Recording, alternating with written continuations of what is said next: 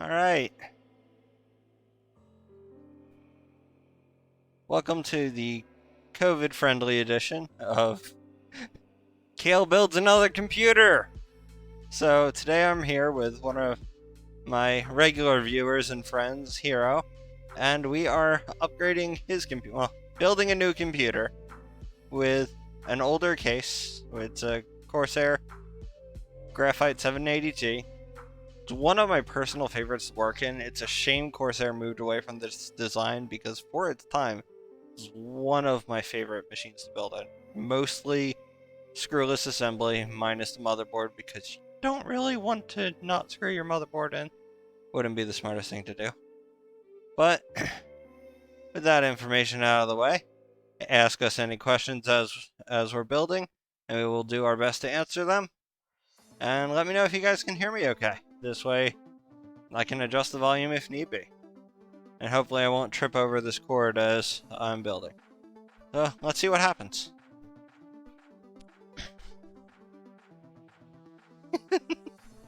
They're gonna see your back eventually. Or hands, at least. Alright, so... let's see if I actually have enough reach with this. Okay. And luckily it's on the correct side of my head. Alright, so...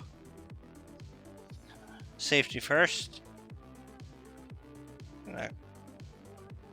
Anti-static wrist strap, not a Livestrong bracelet. For those of you who don't know what I'm talking about, check out Lyle Reacts to The Verge Builds a PC. I don't watch reaction videos, but I will watch that all day long. Why am I grabbing the power supply? I'm losing it, people. Bots already? 2 of them. Wow. Yeah. And I don't have a mod watching to fix it.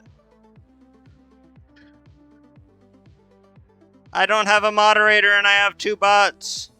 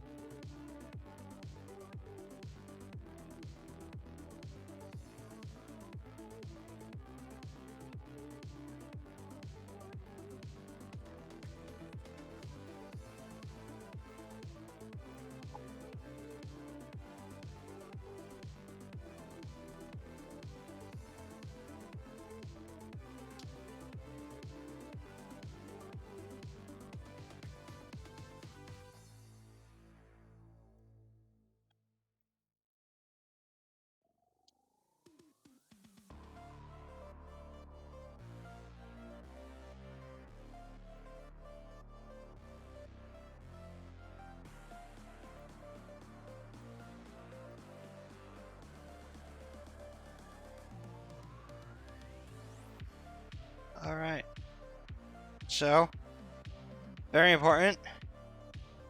Let's see. Oh yeah, it's out of delay, isn't it? Case badges! Here you go, sir. Your case badges. If you want to put very bright yellow badges on your very white case. No, they do not. It is your case.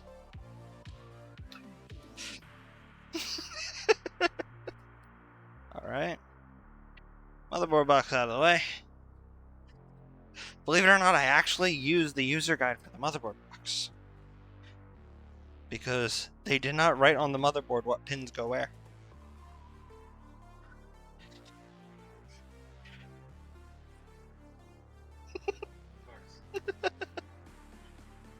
Alright. Now, if you ever decide to get cable mods, custom cables, 10% off coupon came in your motherboard. So, I like cable mods. They're what you see in my build with the custom sleeve. But, purely aesthetic. Mine are convenient, actually, because you only have the plugs you need versus having like the multi-prong cables that was driving Sean nuts. Alright.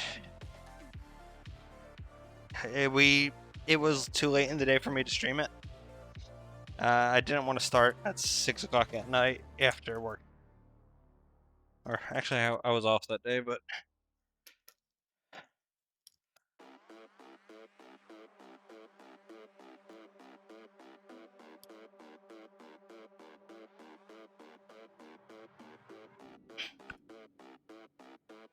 alright. Putting the IO shield in. Not somebody's bases.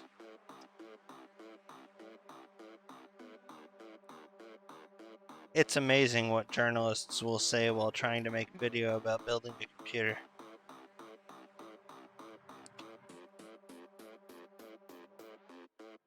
Like, the general rule of thumb is you can't have too much thermal paste. Not true, by the way. There's definitely such a thing as too much thermal paste.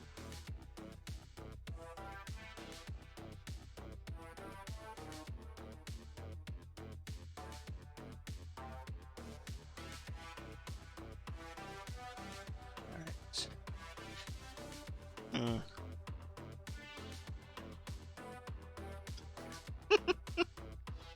That one works too. Alright, now, one problem I'm noticing is we don't have very much light. How am I going to remedy that?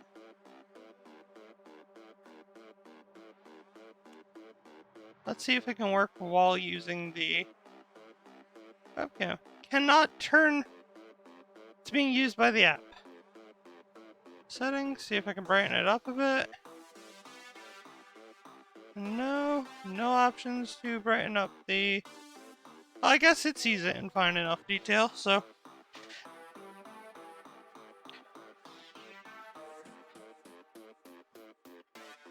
Let's see. Just trying to figure out where. Okay. Do you want to bring that standing lamp over? Because it's actually on an extension cord coming out from under the bookshelf. And then you just turn the knob, I think, twice to turn all the lights on.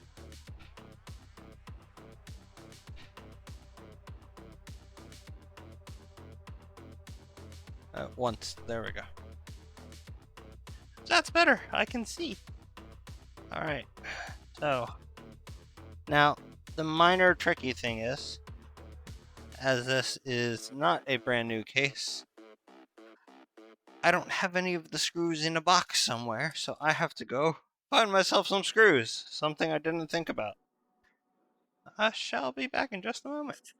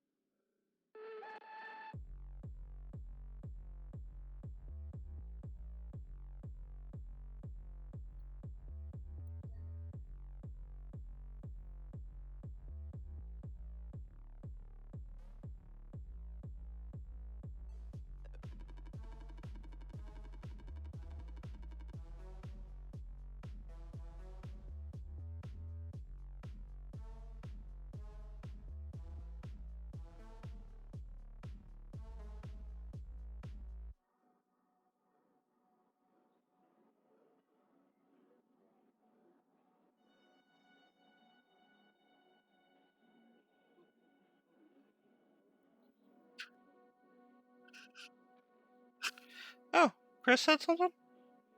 Oh, okay. Chris is lurking on me? Gotcha. And now we're gonna go through the box of myriad screws to get this sucker mounted.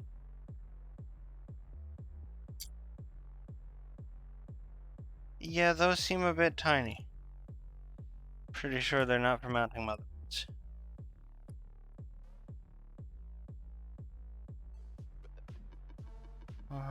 It's EK.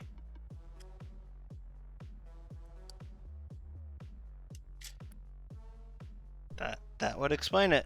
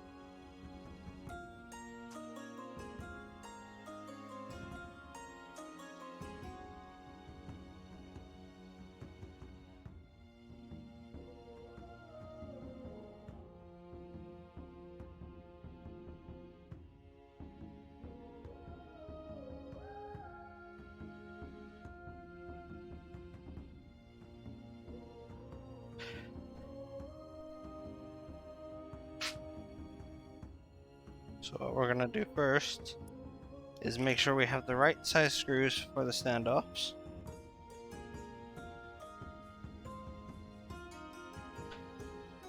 These should do.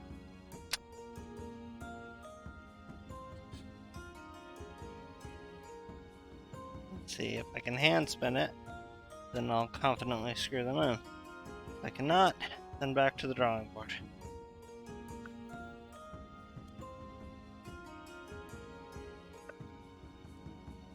No, that is too thin.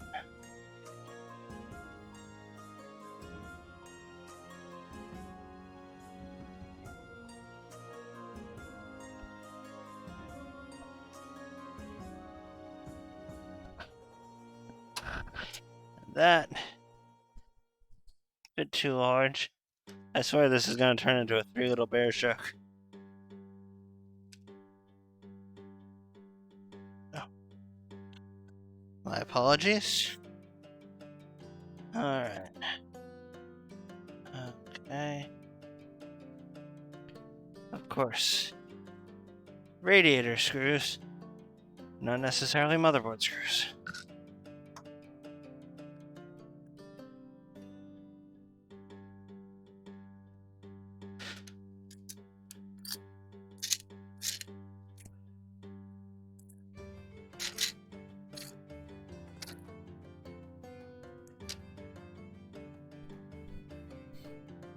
Might have to do this old school and use silver screws.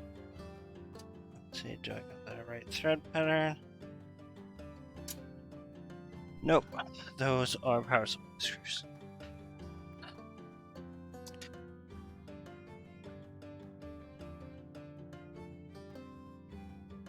And those are the thin ones again. Okay.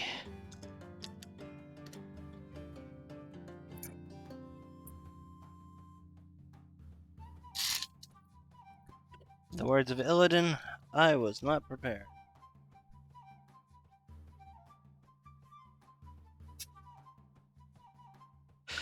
These are quite interesting standoffs.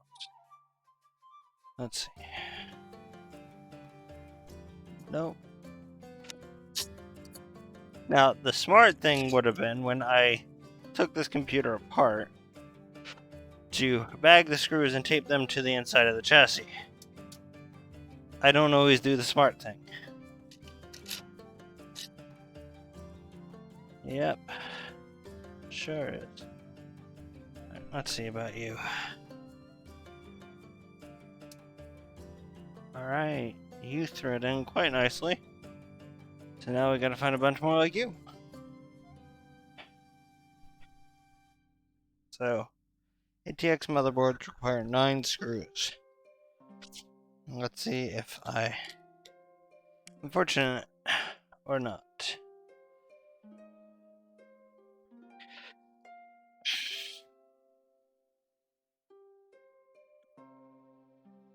This is probably actually one of the ones I pulled out of here. Like, oh, put them in the screw box. This way you don't lose them.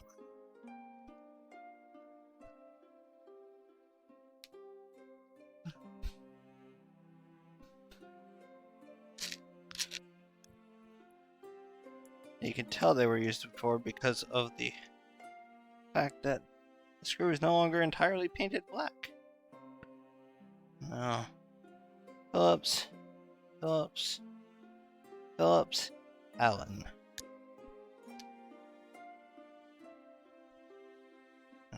Phillips.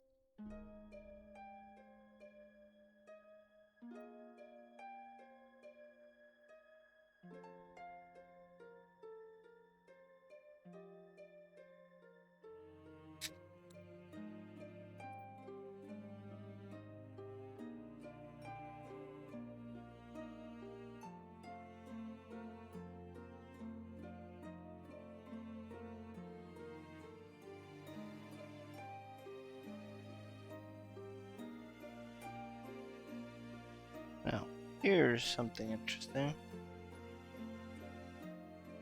1, 2.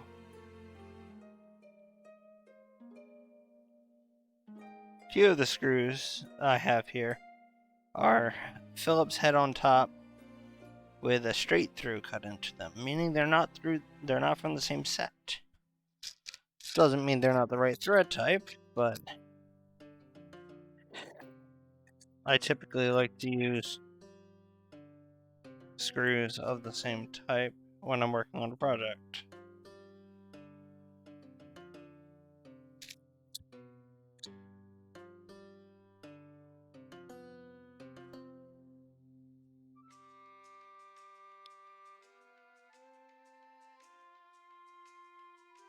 So far we got 5 of those.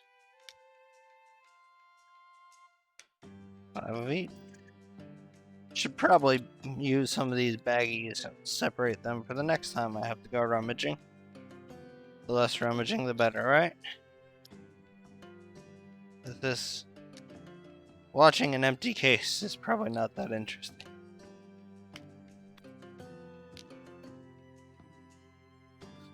I see someone say something, but I can't see who it was. Okay. 2, 3, 4, 5, 6.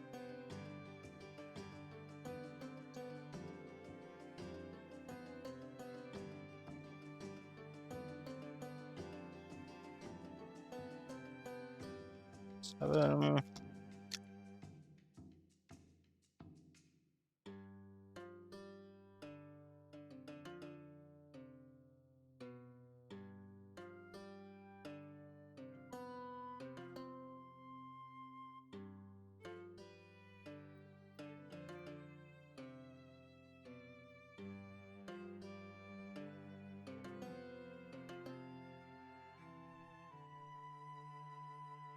Right, one more screw and we should be set.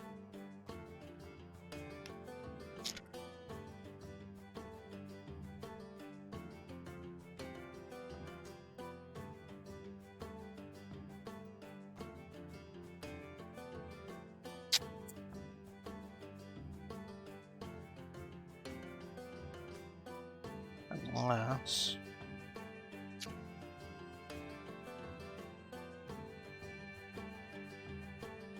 Alright. There we go. Let's try this again, shall we?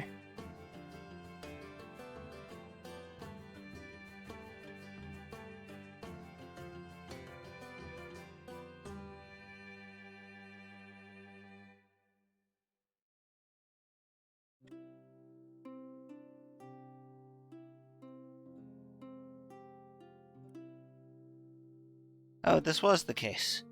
So because of the way this case is designed, there's a pin for the center hole, so I'm not going to use all 9 screws, I only need to use 8. Let's make sure the threads match up. And we are making progress, people. Progress is a good thing, no matter what your government tells you.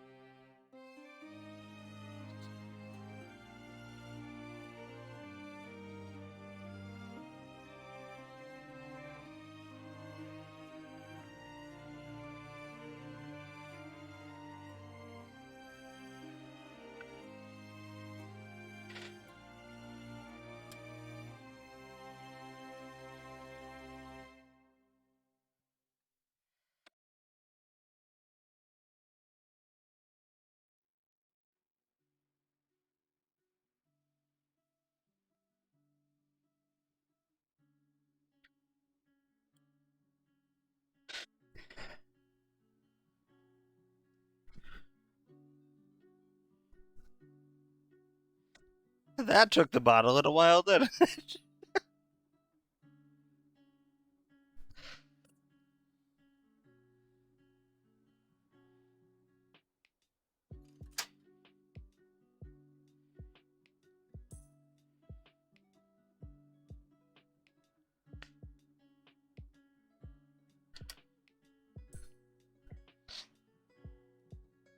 Now, if anyone while watching the stream has any questions about what parts we'll be using, why we chose them, please shout them in chat, because I won't know you have them if you don't say anything.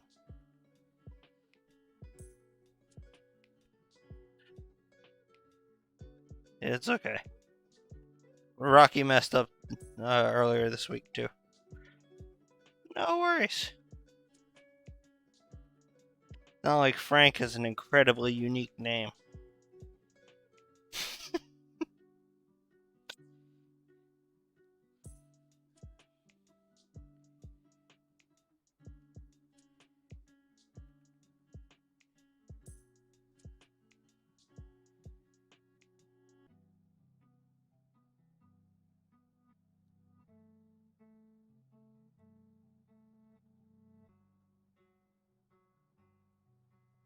Alright.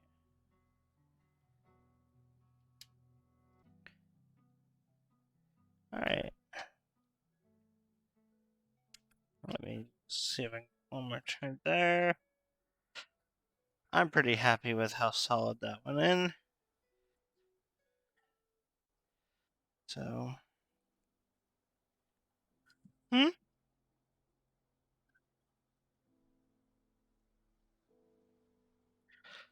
I mean, you can reposition each one of those lights and point them all at the computer. Whoa, right. No, it's fine. And for the next build, I will have a bag full of screws.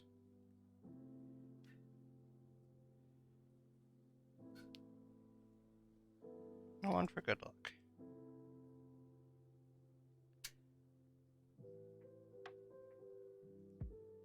Well, the articulating mount I want for the camera has an additional mount for active flash. So eventually I'll have an LED flash hooked up to my camera boom. But that's if these are going to be recurring things and the channel can support my hobby.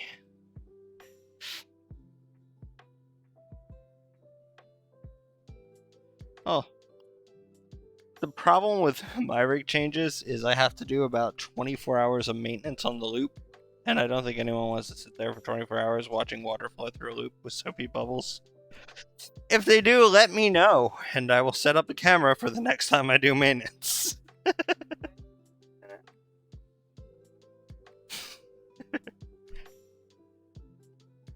I don't know. You're right.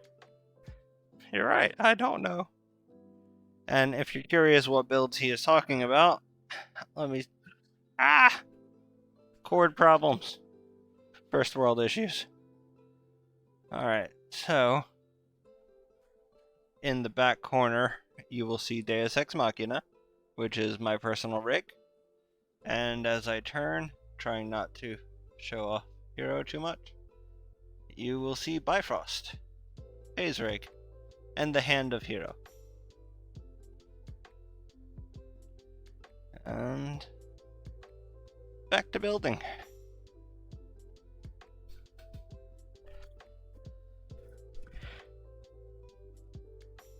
Alright, so motherboard is safely installed, and rather securely, I might add. I want you to keep the static bag. They are incredibly useful.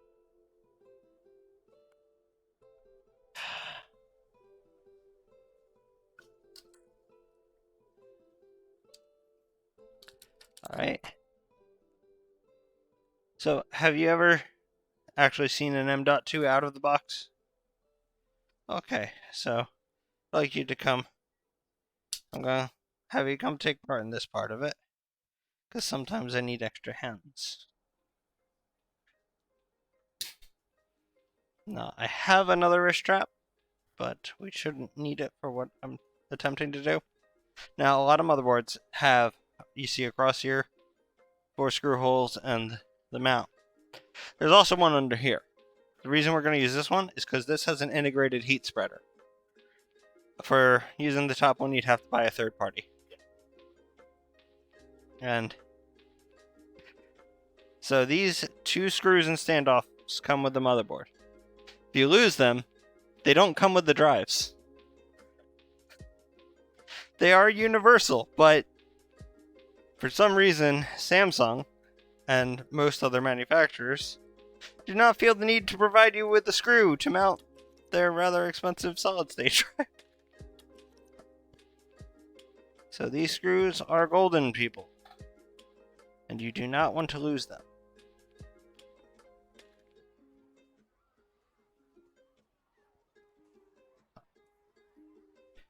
Alright, so for now, so that I don't lose it, I'm going to hand screw this one into the standoff, and we'll put the standoff where it belongs. Or we would, if that's the one we were using.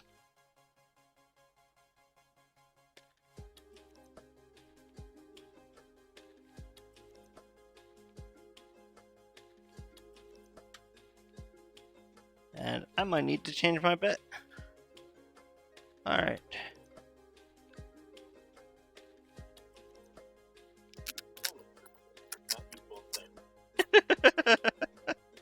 Very true. Very true.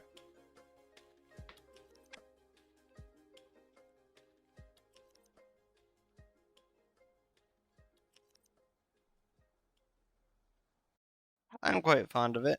I feel it was worth every penny. Some might argue. And iFixit, the company who makes this kit, is also the company who makes Gamer, or I believe is the company that makes Gamers Nexus's mod mat, because the anti-static strap that comes in this kit is identical to the one I'm wearing now.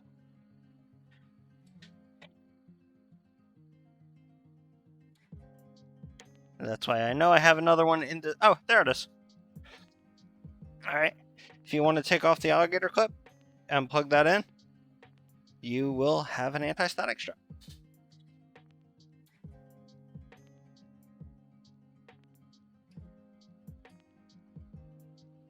Alright.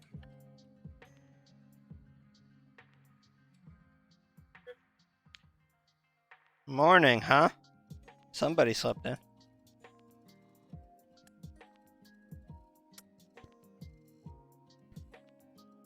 Definitely wasn't me. I was up at 5:30 this morning. Or sooner. 5:30 is when I bothered to look at the clock.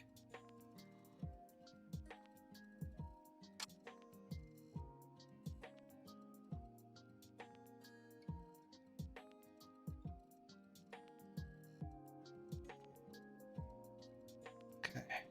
So, trying to keep these screws captive so we don't lose them. That is, let's let the viewers see it if they can. That or, oh wait, the camera is doing its job. This right here is a thermal pad. It will spread the heat across the device onto this heat plate, which will then diffuse the heat into the rest of the case. I mean, there's no fins or anything. This isn't a high efficiency thermal diffuser, but it is better than none at all. That is for sure.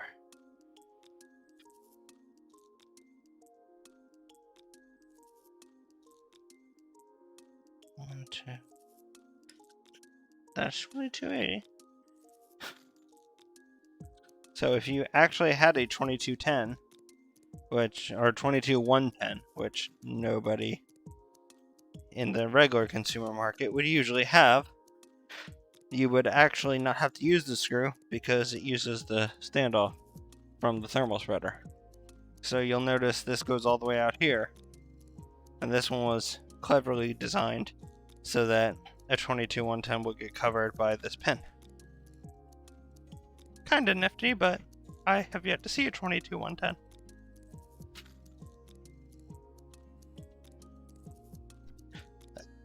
I have had that issue in the past.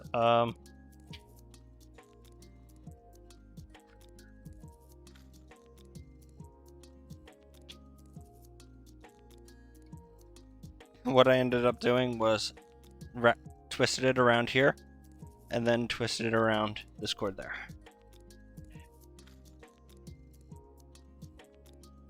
You can tell I've experienced that issue before. Now, normally, I recommend a 250 gig to save some money.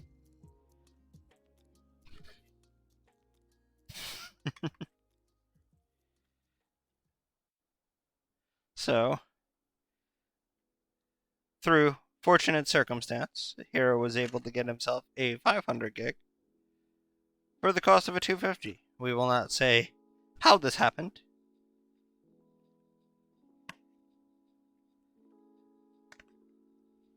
But it was quite funny.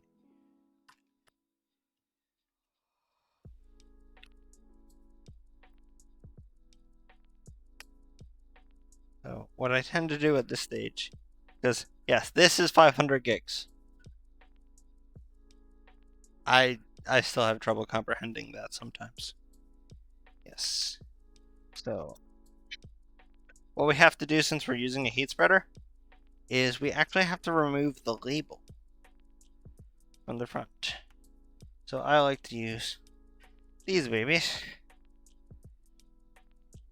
because there's usually room between two modules to lift up. With that up. Now it will always rip. If you are pro enough to get it off without it ripping, I applaud you, but they are prone to ripping.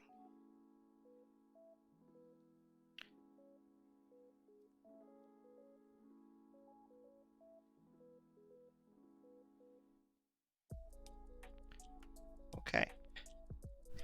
Now the one on the back, if you're using a third party, you should remove this label. But if you're not, there is a copper plate back here. So there is also a heat diffuser on the back. So leave that on there. And I'm going to stick this to the top of your box in case for some reason you find that someone needs information from it. You will have it on the top of your CPU box.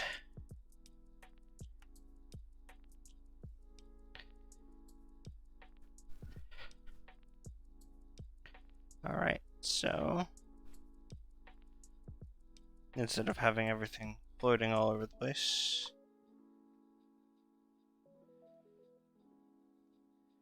let us proceed by doing the very complex process of putting the gold things in the slot. I'm going to remove the spreader, remove the label from the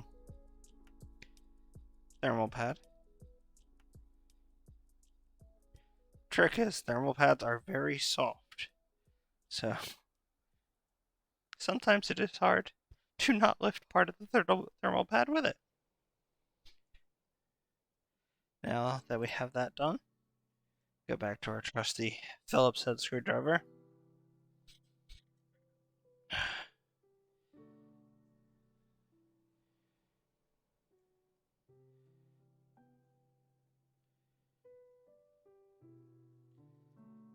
Ah!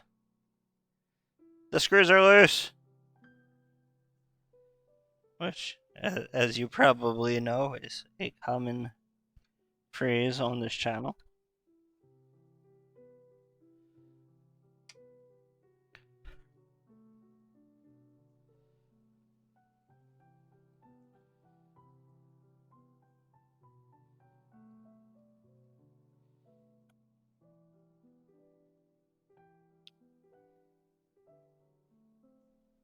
Done. That is the complex process of installing an M.2.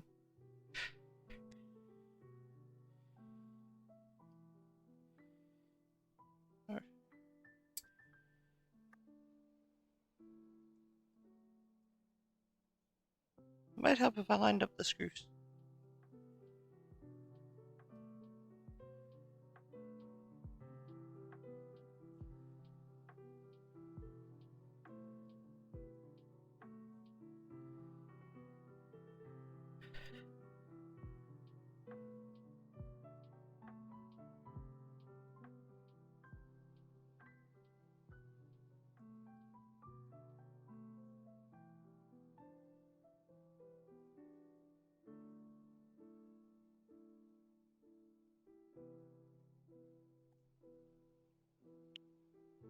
There we go. Spreading heat. Now, a reason they put the heat spreader on here is because they have a blower style fan for the south bridge, which will actually move heat from your CPU as well. Or, I mean, not CPU. That's not a CPU, people. From your M.2. Words. I can't say them all. Alright. Second very important part. The CPU. Who knows? Maybe that's why I misspoke.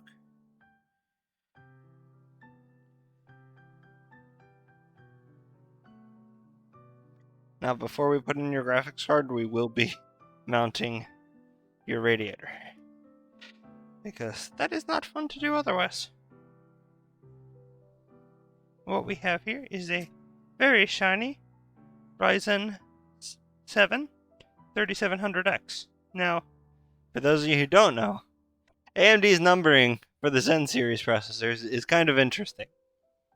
Zen 1 was 1700. Zen Plus was 2700.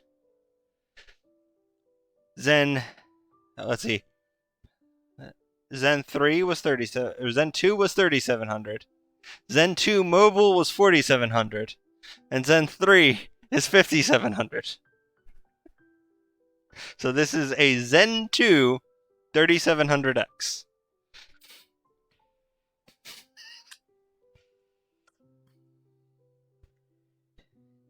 Still, it could be worse. You could have a... what is it? Icy Lake 109600.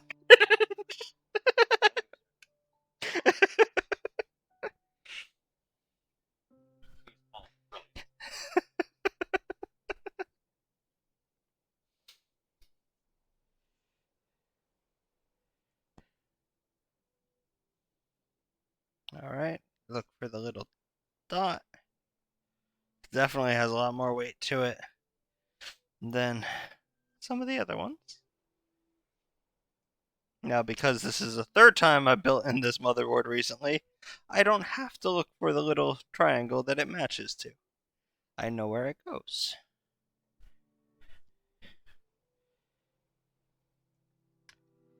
Oh, that might be something important. I will have to find our tube of thermal paste, because we're not just going to be able to reuse what's on there, because there isn't anything on there. Oh, case badge. I do usually put this type of badge on just because it represents what's in your computer CPU-wise, but it is totally user preference. I will leave that up to you. No, case badges go on the outside.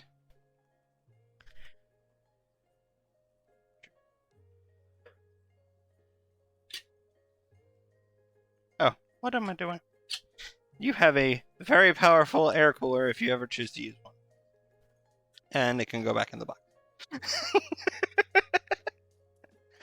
Alright. Now, the fun part. Radiator installation. Now, this is something that I recently found out that some manufacturers provide guides that are actually not good for your pump. So because I don't want to install this in a way that is bad for said pump, I am going to remind myself the correct way of doing it by watching a video. So here we go.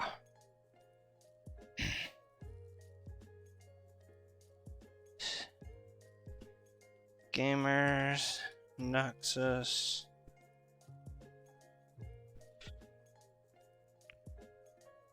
AIO placement. Stop doing it wrong. How to kill your CPU cooler. Products like this, like Cooler Masters, where you can identify it usually by a corrugated tube rather than a rubber one. So how Teflon liquid coolers liner work, inside of this, manufacturing, and that helps with experiment preventing setup, permeations. One of the best good approaches to it actually. top mount, It all open, tubes but down. it had about 100 milliliters of water in it, and that's pretty much what these ship with, plus or minus about 10 milliliters. But it was also mounted properly for its entire in-use life, and it wasn't abused thermally, because flow isn't fast or violent enough in the inbound tanks to cause that. In our clip here, you can see where we changed to this orientation that the inbound tank rapidly fills, while the outbound tank drains. The entirety of the air presence in the loop is now visible above the outbound tank, well above the barb, so our loop is running healthy. It could use some more water, but this could also... There we go. Bit of refresher. So I usually do run it properly. That's refreshing. Now, that's just an issue with all-in-one liquid coolers. If you mount them wrong, because the pump for an AIO is actually mounted directly to your CPU, if you get air in there, it's not good.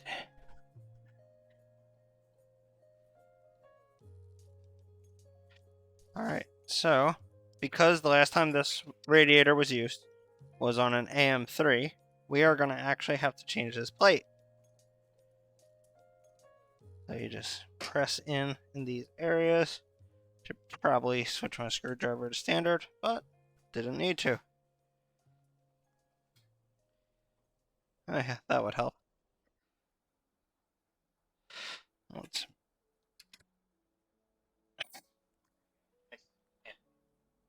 Okay. So, this plastic ring is all that holds this bracket onto here, making Azetek coolers such as this rather universal. So you just make sure the pins are not facing inside of the plastic, and it comes right off. This is the AM4 bracket.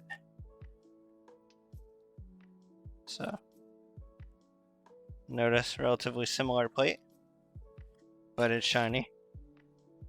And mounting hardware, because mounting hardware. Kind of important, believe it or not.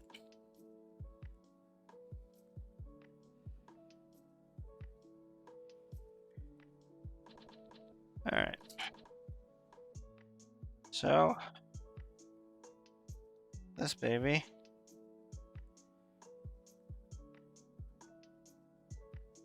it's in like so. What I like about AM4 is that top and bottom are actually the same distance apart, whereas that wasn't the case with AM3. So now we are going to put the ring back in, and once it snaps, we will be good to mount it. And as I say that, it does everything in its power not to snap, because they know what you're saying. Okay. Alright, retention ring.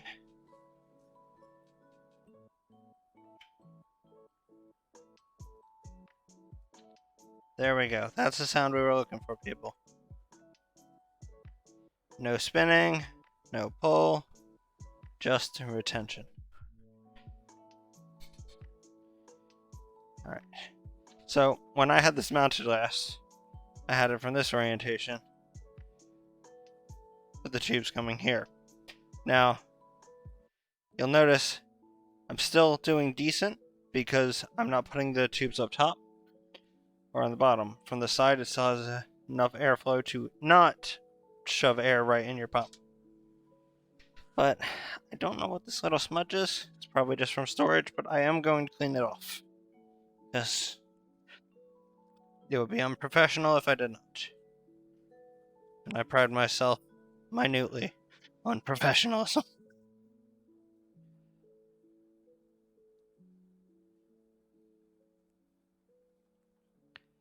Alright. And this is the part where I go find myself a tube of thermal paste.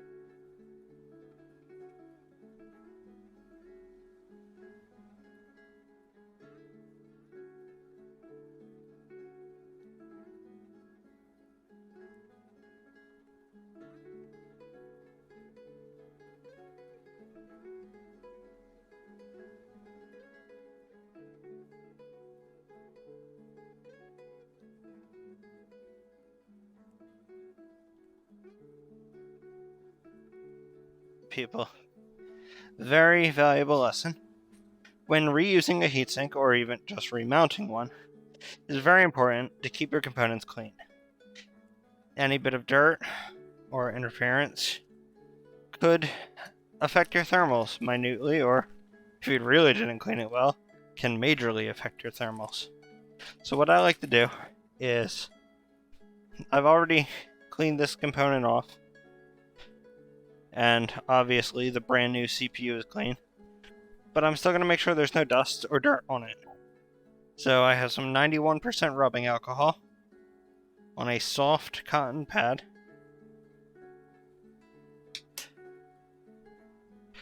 And yes, I like to soak it. So if you have any cuts on your hands, it may burn a little bit. Now I'm seeing on the side here some thermal paste that I didn't get off the first time I cleaned it. So just giving it another good little clean. Now around the sides is not as important as the cold plate itself, but I'm a bit meticulous. So now we're just gonna do a little bit of a clean job on the processor. And there we go, pretty painless. Now, one of the many reasons I love this Gamers Nexus mod mat is this little diagram that we're going to find at the top. So, for now, I'm going to remove the case so we can see the diagram. Thank you, sir. I think one of your rubber feet fell off. Okay.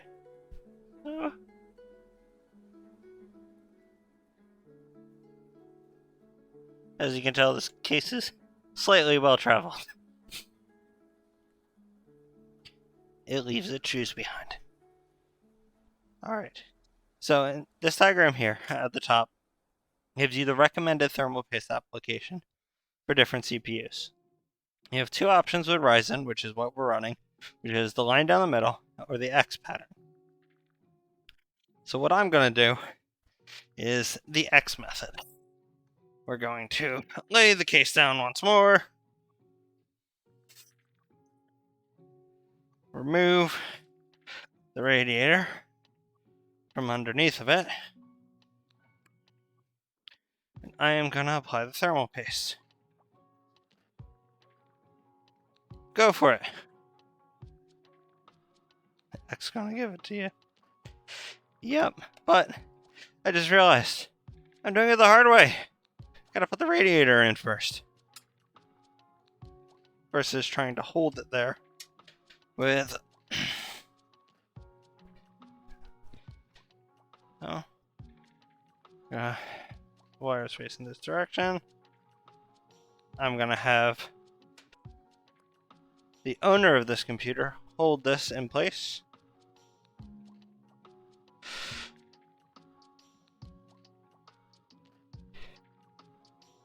Well, I grab more screws. Who would have thought?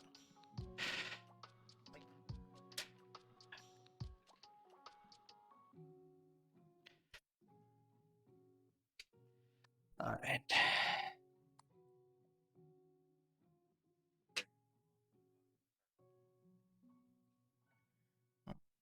If you... Here, I'll hold this if you want to tilt the camera back so they can see what we're actually doing.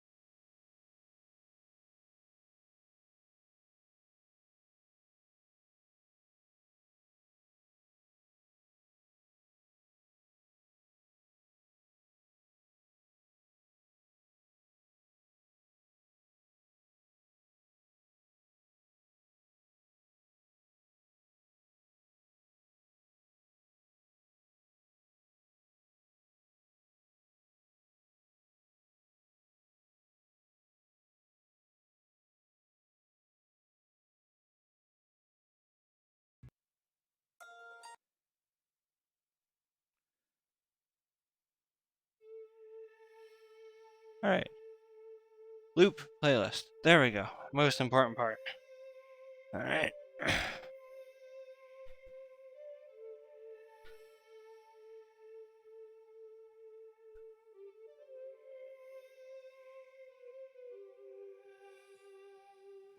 I'm like, I heard words. I shouldn't be hearing words.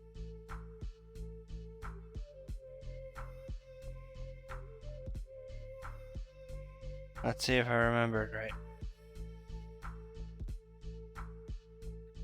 Alright, so...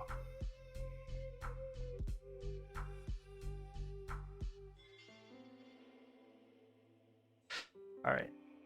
What? There were grommets in here. There are no longer grommets. Alright, so... I'm not sure what happened to said grommets. So we're gonna line this up a little differently. So, I need to move this over here. Can you hold it still for me? We're gonna start by putting these screws in here so that they at least catch. That, or I might need to find larger screws.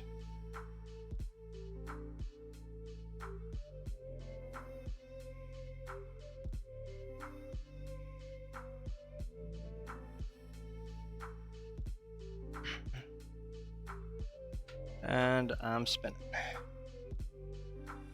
But it's not moving.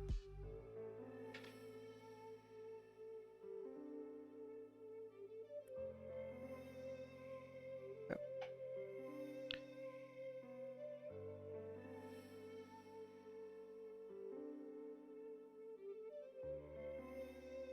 All right.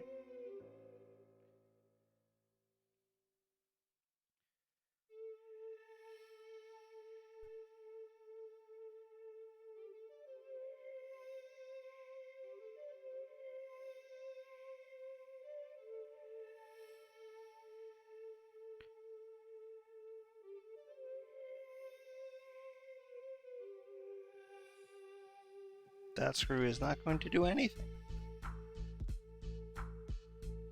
Because that hole is much larger than that screw. We may need to revisit this. Because that's going to have the same problem. All four of them are going to have the same problem. Minus these two back here. And we do not want a radiator that is loose.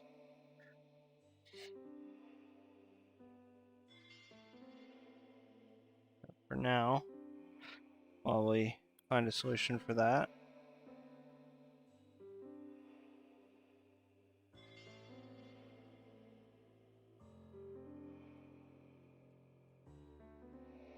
I do not remember actually removing those. Begging the question where they are.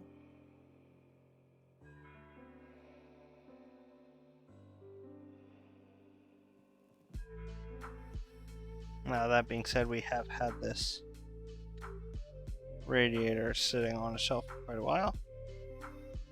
And it wasn't the last radiator in this case. Those are on there pretty nice.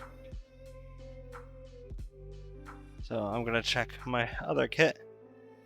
That's just a nut, unfortunately. But my other kit may have washers we can use. Those are some rather large holes.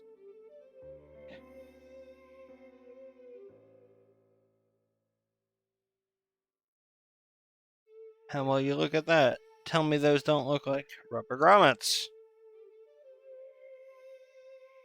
So, we're gonna see if we can put them back in the case. Bit dry for rubber grommets.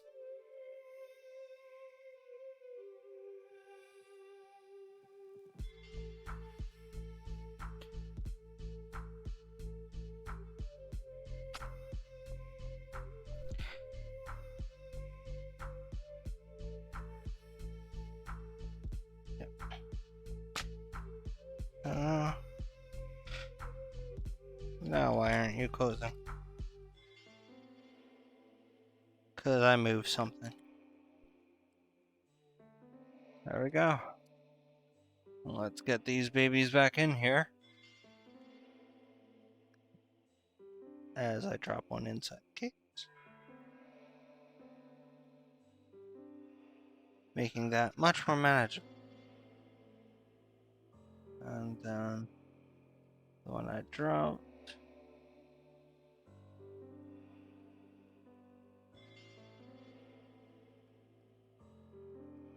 Pop in there.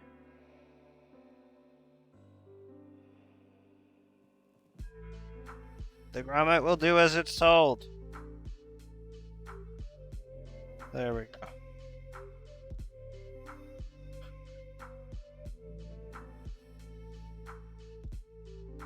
So we're going to loosen these up a bit so that we can actually fit the grommets.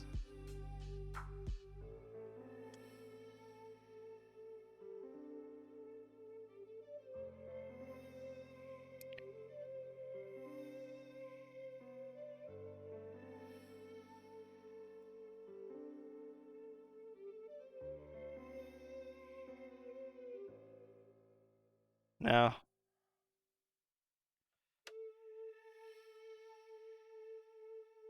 the grommet will compress it against the case.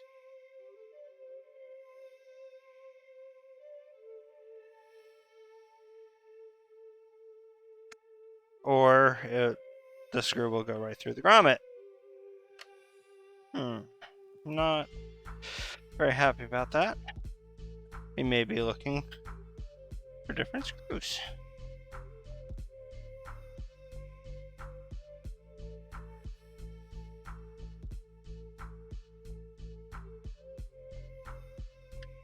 Okay. Somebody's being sassy.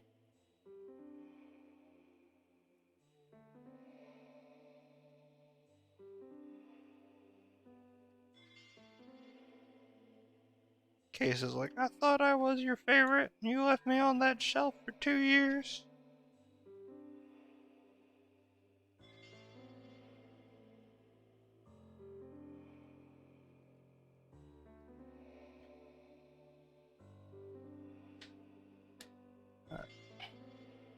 Let's see. We're gonna look for some pan head screws.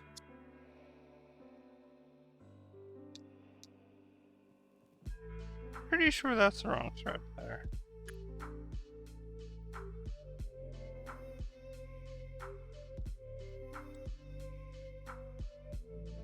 And I may be using the wrong name for the screws. If I am, somebody correct me, and I will attempt to change my ways. If I am not, then shut your mouth.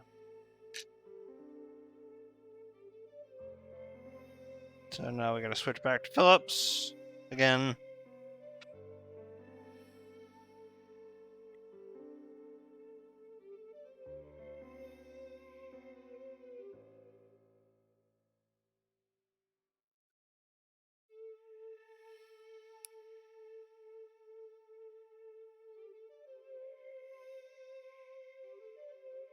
Now, you can see how this should definitely compress the grommet.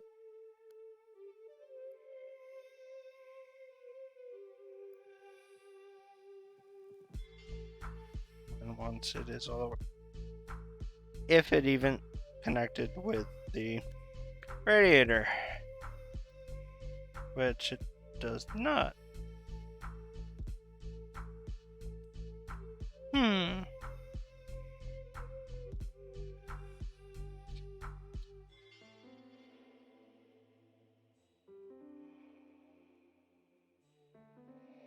Might be why I went for longer screws that time.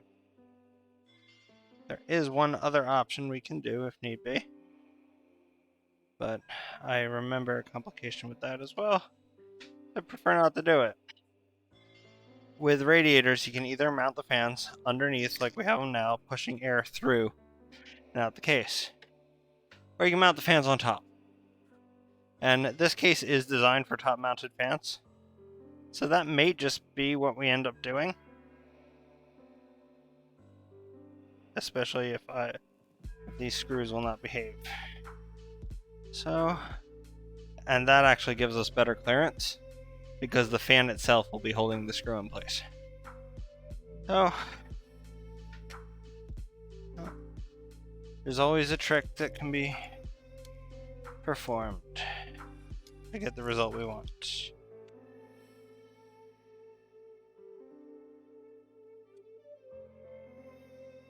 Right. I will mess with you later.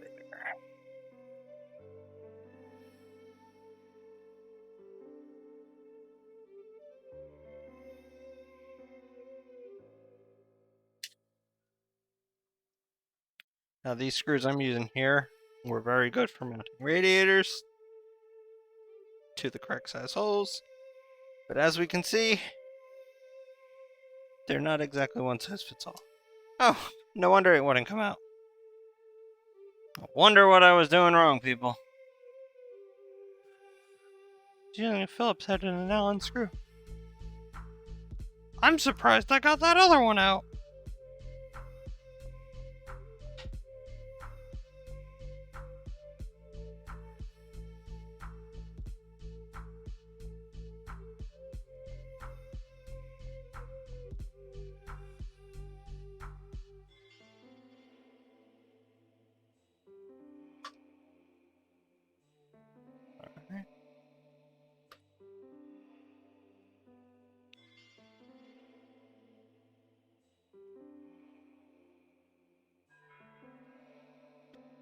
Alright. So what we're gonna end up doing. And can you imagine us trying to do this after we mounted it? That would have been fun. Move the case back. Do you want to bring the camera down here a bit? Camera down, point at the fans. Yes. Thank you. That looks perfect. You see, these screws here are much larger, and look, they have washers.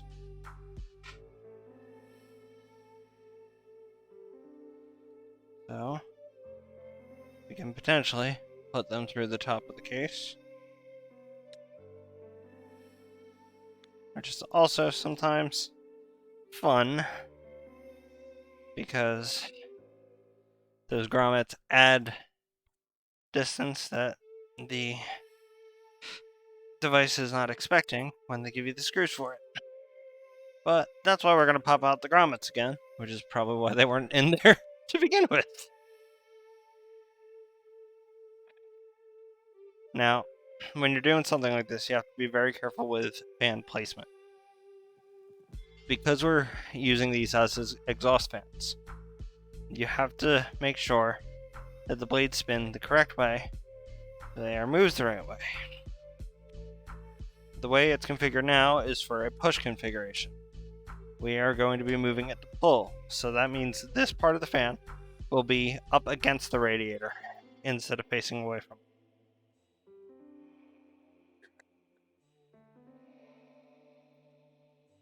I don't think it works that way, kitty.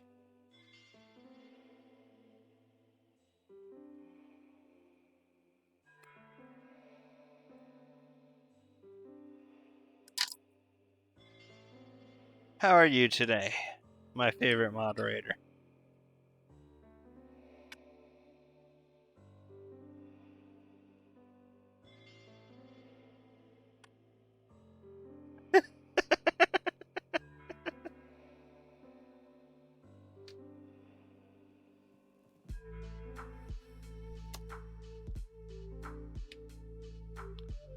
Ew.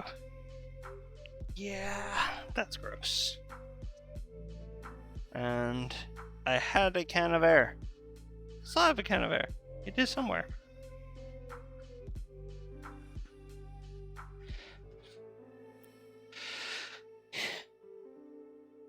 I am losing more than just my mind.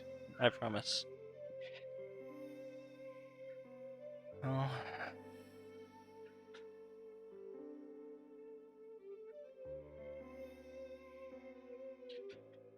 Ah.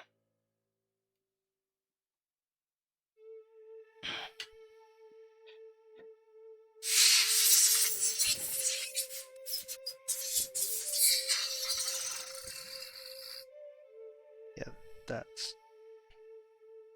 This is where I go hardcore clean mode and just wipe the blades down.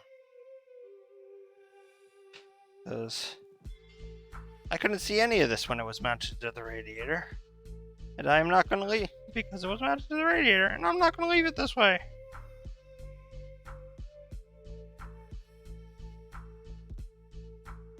Ah. My 12 o'clock stream's too early for you, kitty?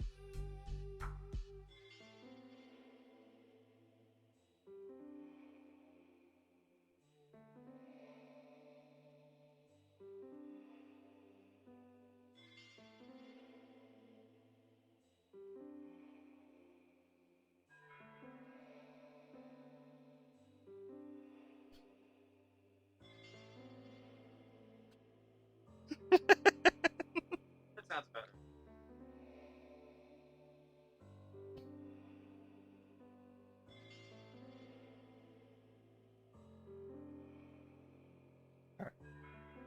One fan down.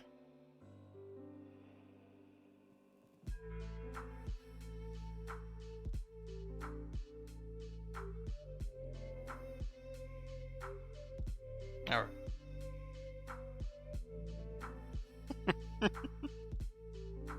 That is a rather appropriate expression.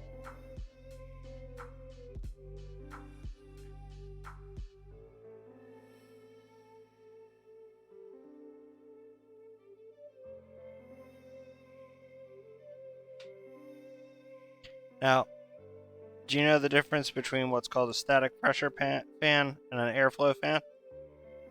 Alright, so you'll notice on the back of the case, well, 1, 2, 3, 4, 5, 6, 7, 8.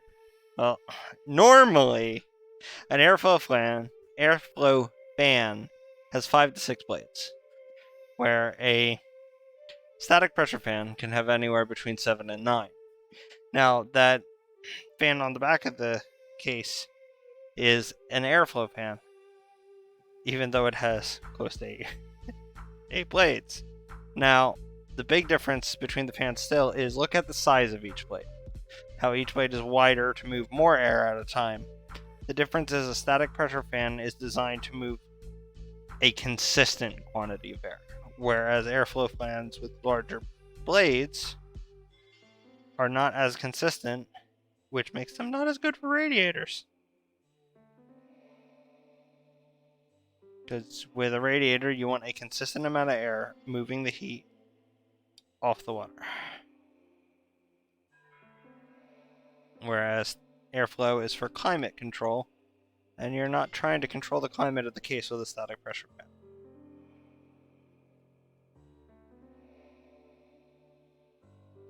Alright.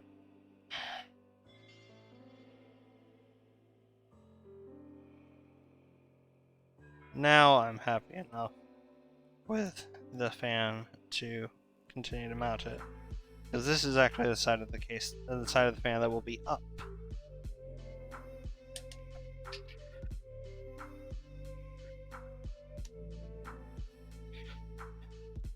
And for the fun part, removing the grommets again.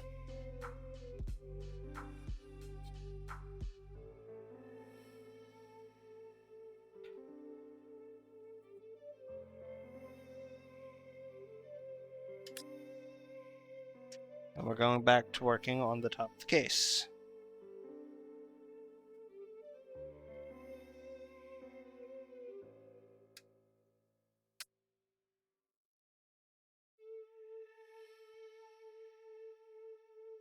I mean, the camera's probably gonna need a little bit of adjustment.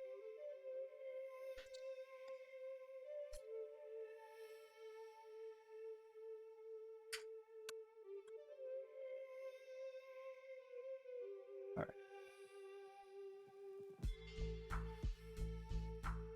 Looks good to me. Now, which is remembering where I fit the pins.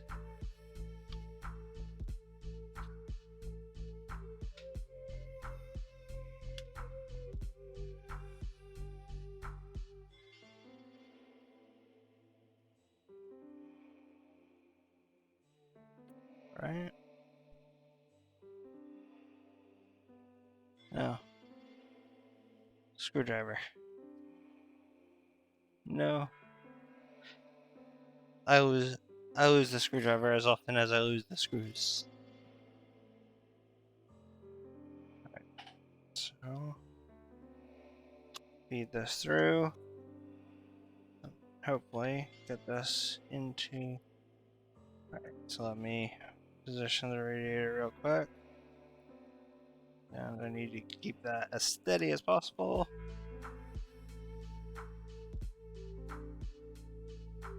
Ta-da! There's a screw in. The screw is in the hole. I would appreciate that. And now realign.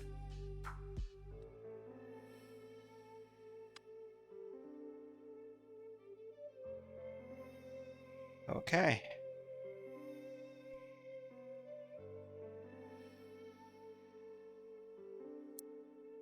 Now this fan, luckily, doesn't have to do any fancy connection work because it's a pretty obvious hole right there.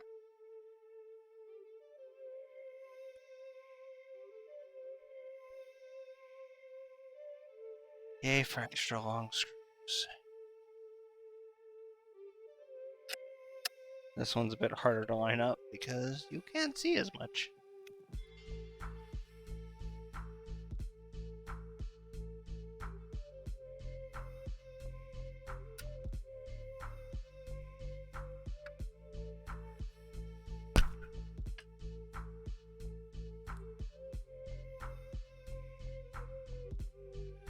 And there we go. Crisis averted.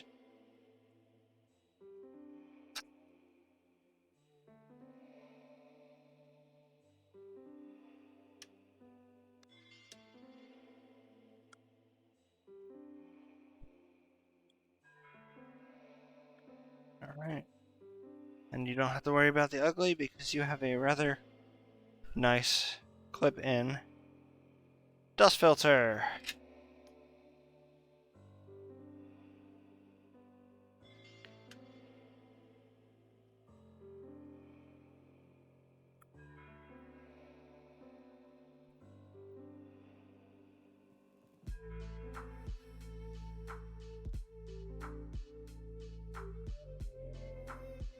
Can't really say much about screwless assembly when we're spending most of the time screwing in radiators and motherboards, but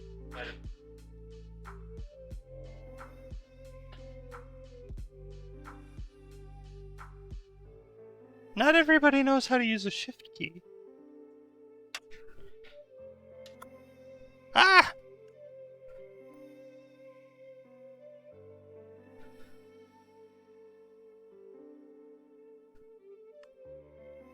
There we go.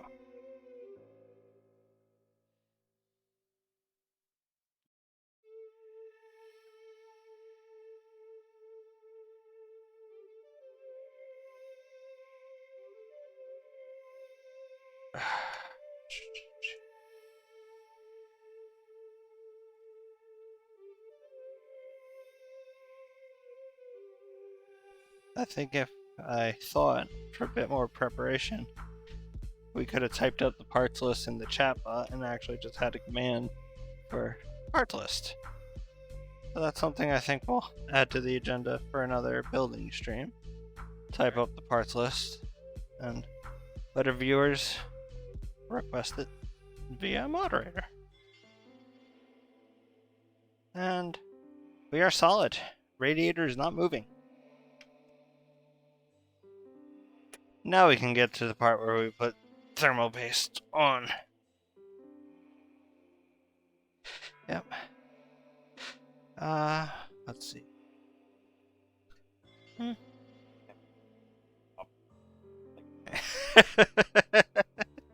how much money that would be? That'd be awesome. Find out.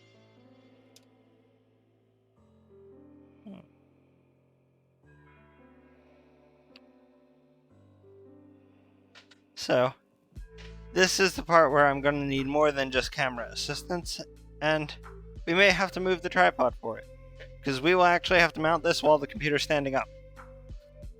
And I will need you to hold the back plate onto the case, or let's see, we can move the tripod back and we'll just bring the case up this way. And I will hand you the screwdriver, and I'll hold the back plate on. So I need you to take those silver screws out.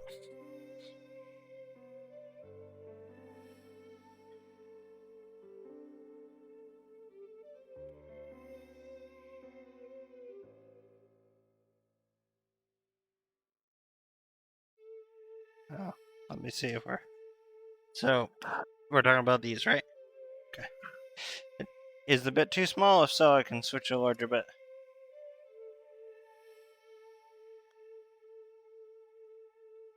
Yeah, that clicking sound is never good.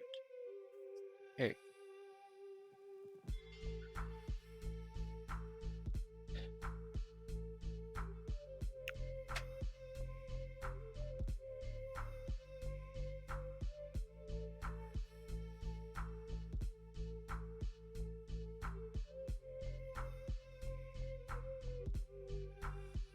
You're going in there. So...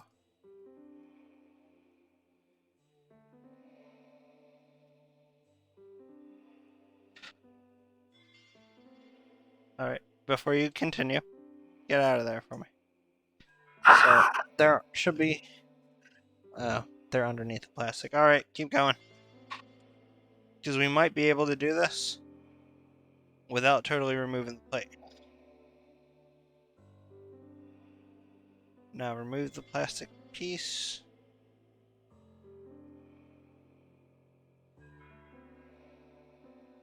Alright, and people cannot see what we're doing.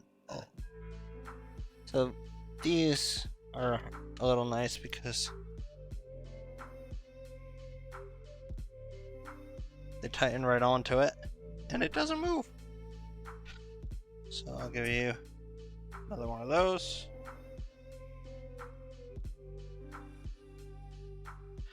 They only have to be hand tight. So as you remove the silver screws and take off, or I'll take out the plastic part. Oh, oh yeah, there's one more that has to go on. I'm losing it. Losing it again. The screws are loose.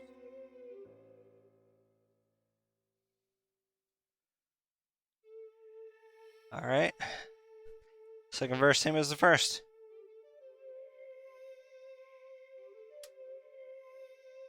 I didn't even know that continued, but okay.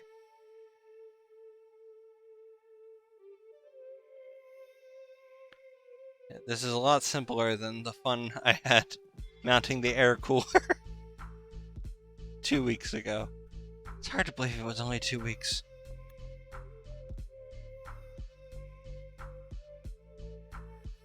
We still have to make like an emote or something for that kitty. Alright. And now that it's not going anywhere, should be able to set her back down.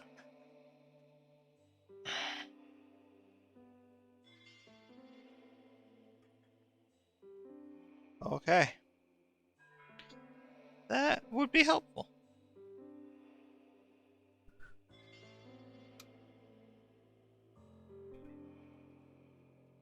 You should actually just be able to adjust it so you don't have to lean.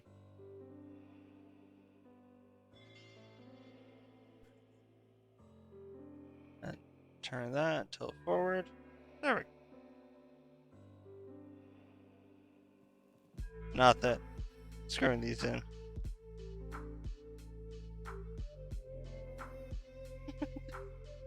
What do you mean for what, kitty?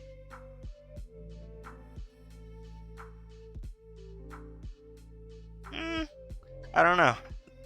A lot of cases are still made of steel, Chris. So making them with 3D printed resin or other materials could be interesting, but the problem is they'd have to redesign every component of a PC to fit that case. Oh. Yeah, screws are loose emote. I'm trying to put this on before we even mount anything. Alright, time for paste. Hey Faye, I gotta use the whole tube, right?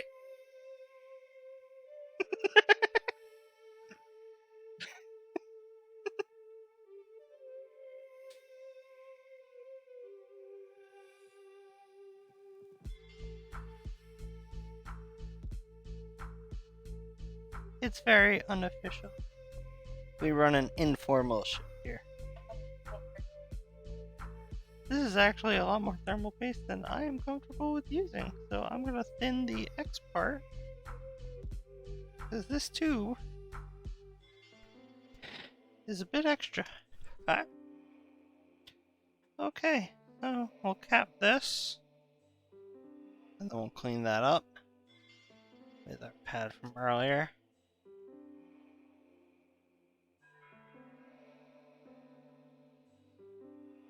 Problem with doing it from this angle is the fibers get stuck on pins.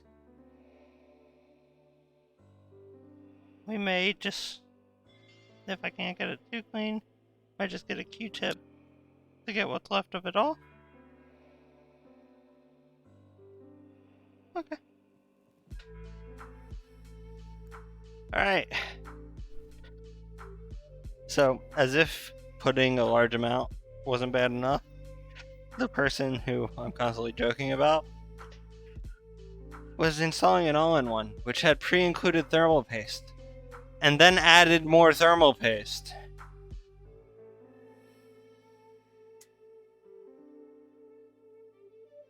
So, notice how nicely that just sits on there. And now, unlike with the air cooler where I was cutting my fingers up and losing screws, all I have to do is put these thumb screws on and tighten them. So I'll do the top two. And I have another one for the bottom.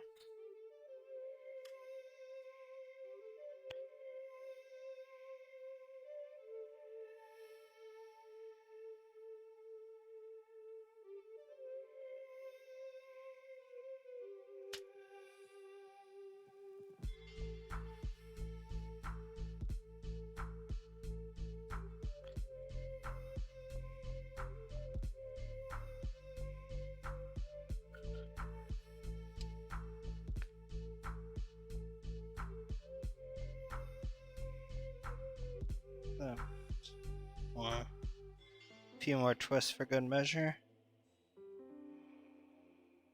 Always in a cross pattern. Never do bottom two then top two. Alright, and don't lose your bit inside your motherboard. Your capacitors are holding it pretty tight. Go. Huh?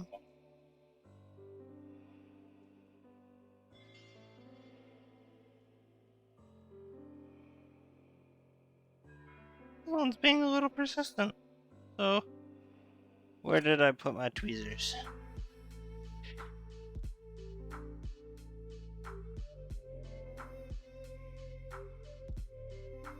There we go.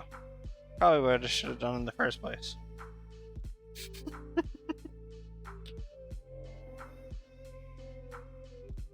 And as you can tell, thermal paste is non-corrosive. So getting it on your fingers should not make you have a heart attack. Doesn't mean you shouldn't wash it off. It's probably not very good to eat.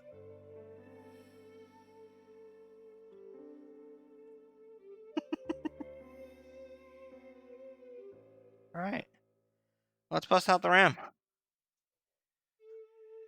Now, seems to be a trend. I keep making computers with a grommet? Oh, whatever.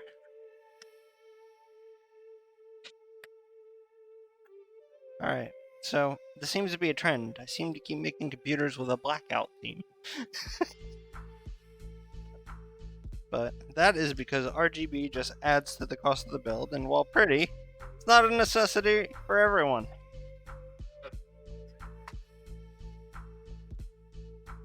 I have seen people build RGB builds and then put them in a desk underneath the computer.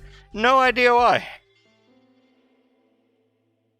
When we actually had our RGB setups in these cases, actually, I'm gonna learn from my mistakes. They actually label the black slots in this case A and B. We found that out when building our friend Sean's computer.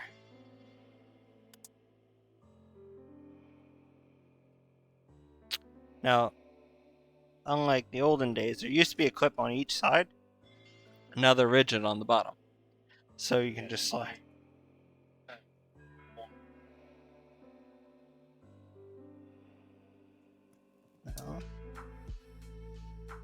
There we go.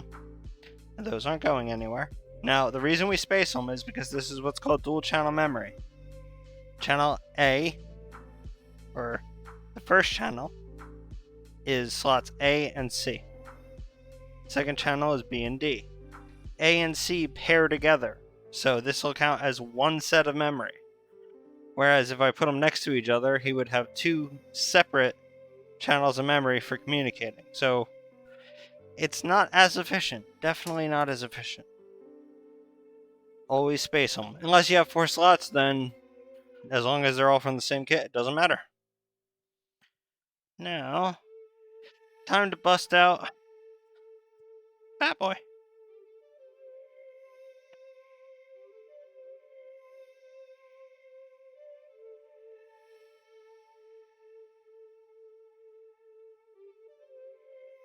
This isn't this side here.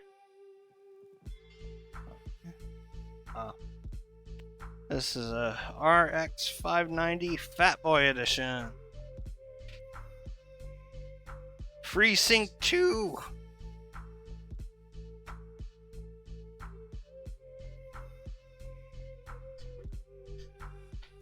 Keeping boxes is never a bit.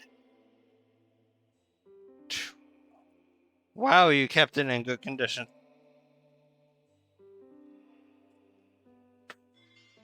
You may have more copper on this than you do in your radiator. It's the first time I've actually got to install one of these, but...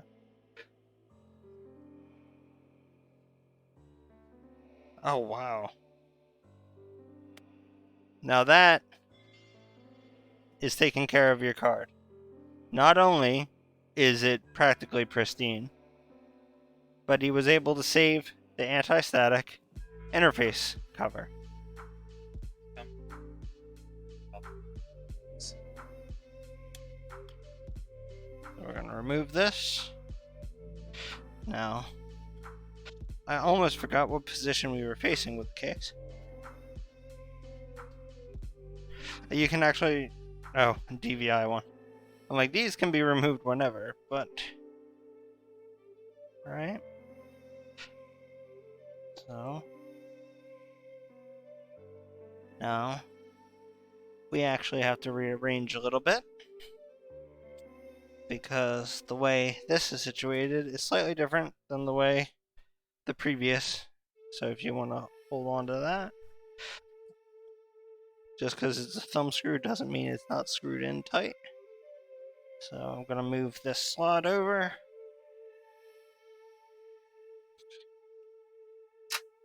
Tell it.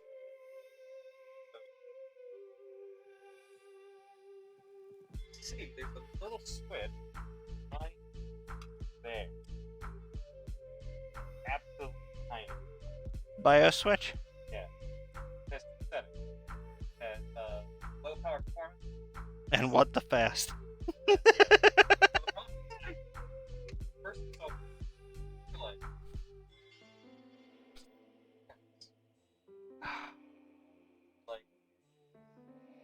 okay, finally, letting go. Flip that switch. Tap. Oh, okay, there's the power. Alright, so now that that slot's moved, we can... The thing is, I looked online, I'm like, why is my card? Oh, look, like, okay.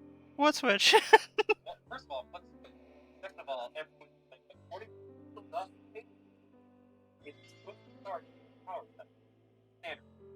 Oh, so yours was just a fluke? That is not good quality control, if you ask me. Alright, you are in. Now, thumb screws.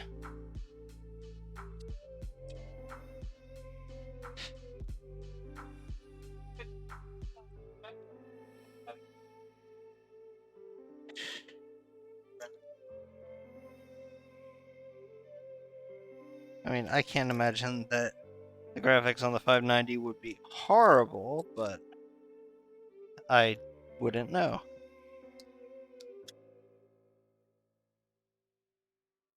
But you don't buy a card called the Fat Boy to have it not make noise. You just don't. Doesn't make sense. Now, these may not be the official thumb screws of Corsair, but it's a thumb screw, and it will fit in the case. And it will fall. I should probably do this standing up.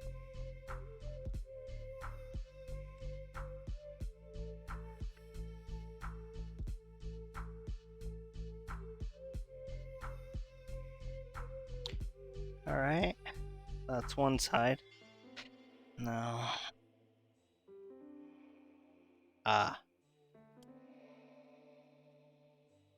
The screw here was actually interfering with the panel, which is a little weird. Not gonna lie.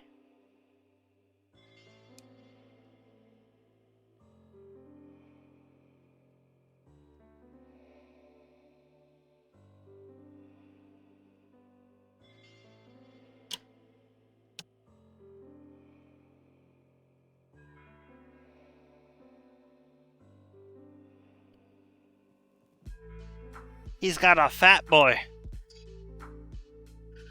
An RX 590 Fat Boy edition. And I know we're good at keeping boxes, but he actually had a static cover for the PCIe interface. So, wow. Alright. She's in there and she's not moving. Or he, because Fat Boy. And have you ever referred to your graphics card as male? Okay. Your whole computer's a dude. I thought your whole computer was a rainbow.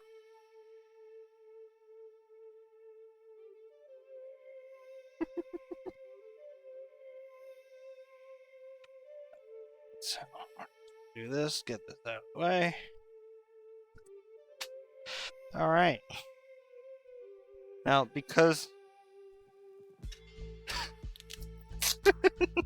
Probably not. Figure out how to fit... No, that's just Sean. So, Sean went from a mid-range hard disk drive, probably a 5400 speed, to an M.2 solid state. He was so amazed by how fast it restarted, he restarted it 15 times when he got home. But that's definitely a Sean move.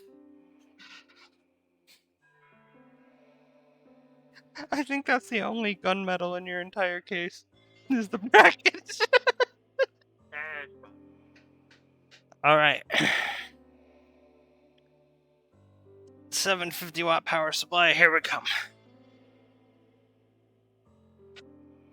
Now, with it being an older case, this case does not have a PSU shroud, so you're not going to get the advantage of hiding all the wires. The good news is, and the thing I loved about this case, was it was kind of forward thinking. The rim around it actually prevents you from seeing the wires, because everything goes behind this shroud, instead of blocking off the majority of the case.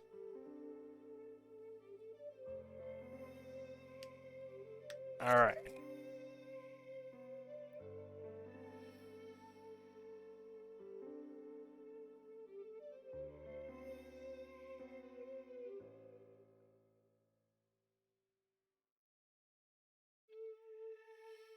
So, your graphics card's only what, a generation or two old? Because nobody loved the Radeon 7 or the Vegas. The 5700 XT was okay, but the new 6800s are the first time Nvidia was actually worried. And they very well should be. They've been rehashing the same thing for the past few years. So this is a cute little baggie for you to put all your cables in, because there will be cables we will not use.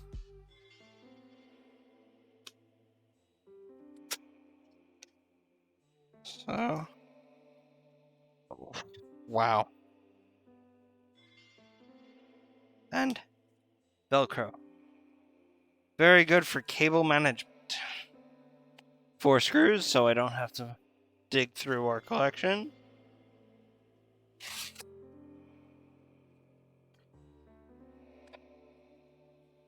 The box of power.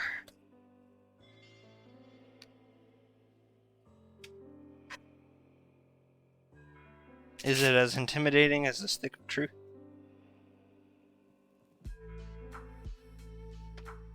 Let's see. No. Alright.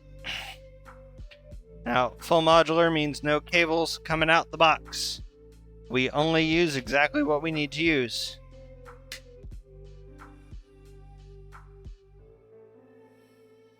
Eco mode is off, so we are not going to be power efficient. We are going to use as much power as we need to. If you ever feel that you need to be efficient, there is another tiny switch for you to click.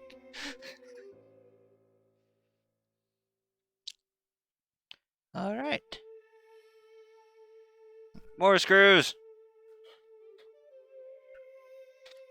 That also has a pretty nice slide. It's pretty much sitting exactly where it needs to. I'm actually going to use the Nomi screwdriver, because I am being lazy and I already packed up the other one.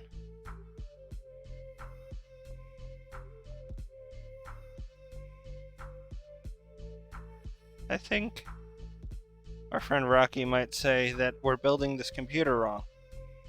I haven't cursed at it yet.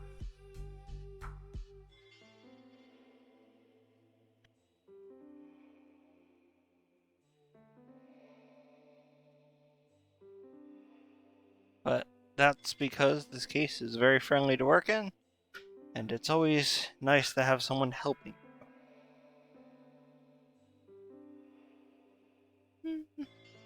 I might rejudge the way I installed those. Because not every power supply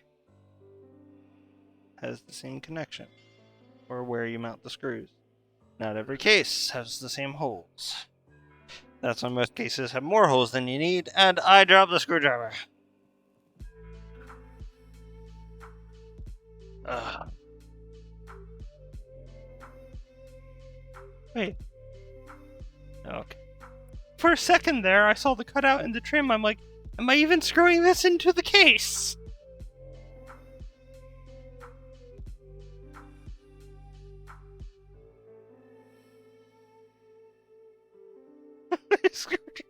I'm gonna need both eventually, Kitty.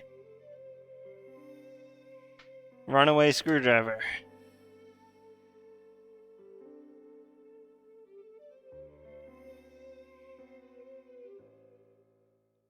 Alright.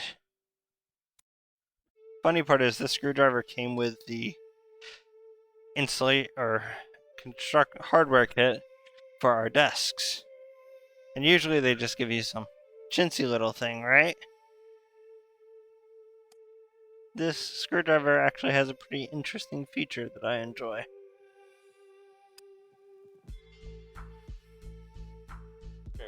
Mm-hmm. I can use any bit that I own in this, or any standard size bit. Yeah, I knew these screws didn't seem to bite nicely. So let's get this out of there.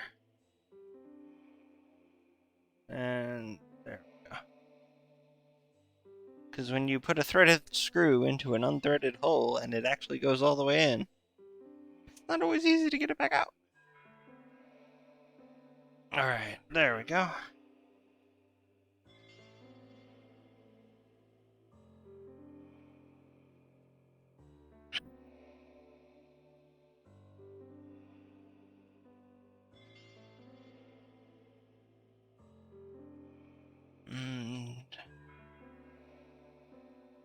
Okay. So, that should be enough from the back end. Now let's pick through your cables. We're gonna need the motherboard, which is gonna most likely be buried under the rest of the cables. So,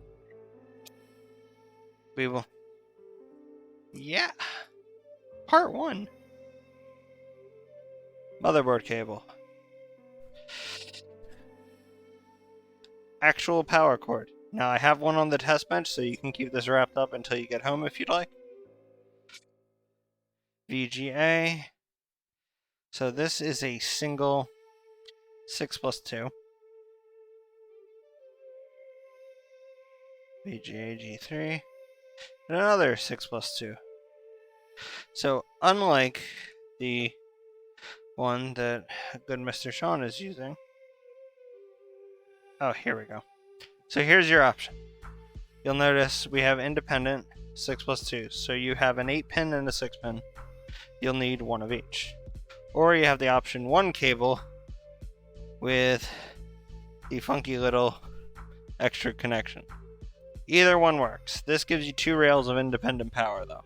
So for a power hungry card like this, I'd probably recommend independent cables. And this just looks like crap when you plug it in.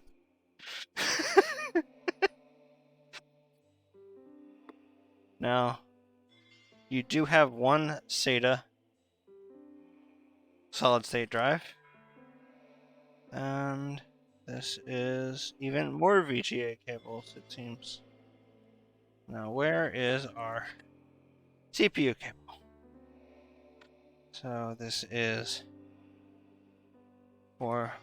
and one reason to go with a 750 watt power supply when using this motherboard specifically is because it comes with 2 ports for your cables, for your CPU cables.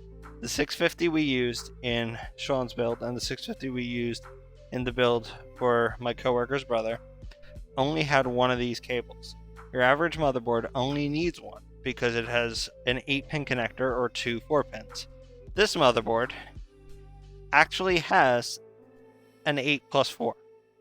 So using a 750 watt power supply gives you the cable capacity to use them.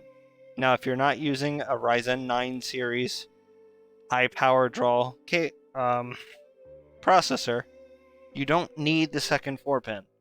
But if it has the capability, why not enable it before you get the processor? So that's exactly what we're going to do. So we have our cables planned out.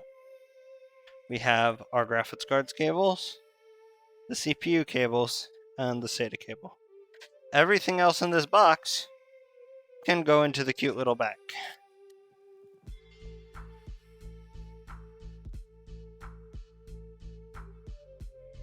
That is to dry start your, mainly used for water cooling nowadays, but it's how you make sure it's not your power supply that's dead.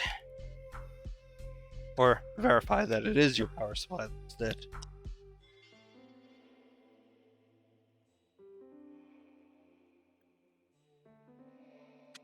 Seal this baby back up.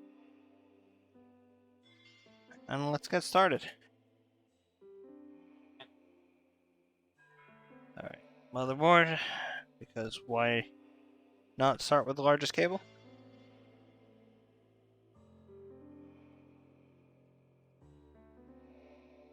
Okay. Now this is your 24-pin connector to the motherboard itself. These separate connectors go straight to the power supply.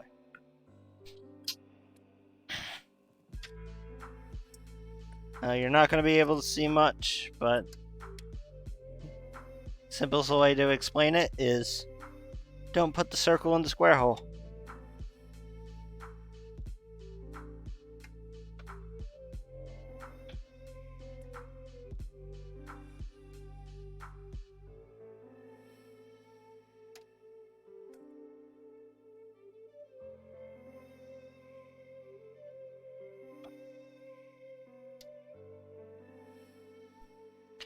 Alright, motherboard cable connected.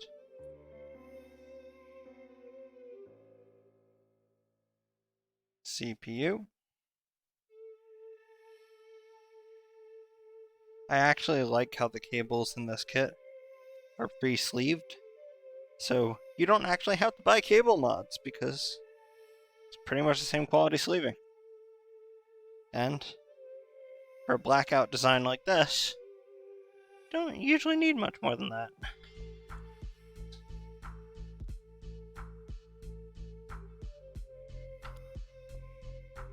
Alright, just for comfort reasons, I'm going to unplug the motherboard cable because I can't really see the labels on the ones below it. So now I would like your phone so I can have a flashlight.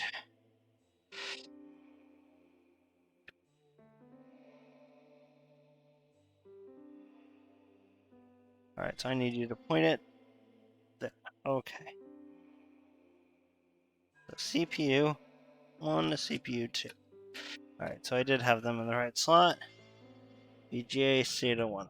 So let's get the SATA cable because they decided to bury it under the motherboard cable. And it'll be nigh impossible to plug in this current configuration.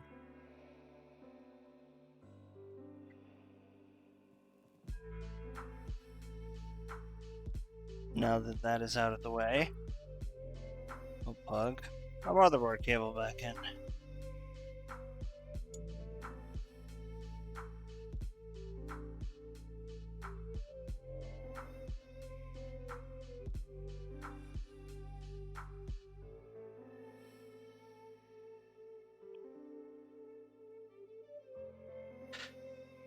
CPU, and then your SATA cable. Now we just have the two for the, or one more CPU, and two for the graphics card.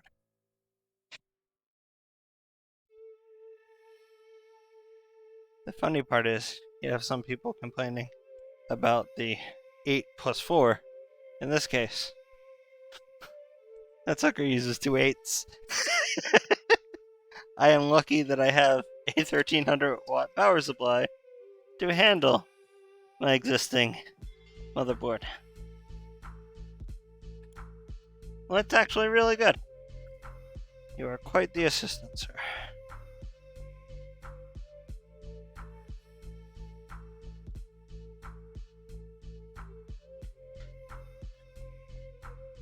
Alright.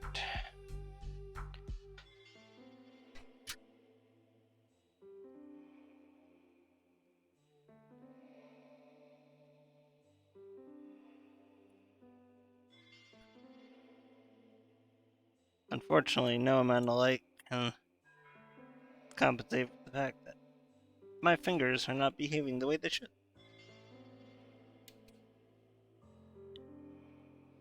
One and VGA 2.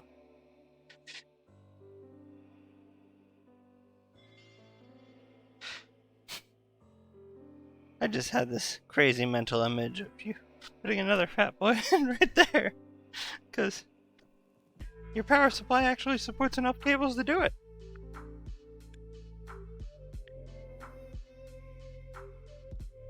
But the age of multi-GPU for consumers is come and gone. Some are sad, like myself, but others never saw a point in it anyway. So, it's not a horrible loss.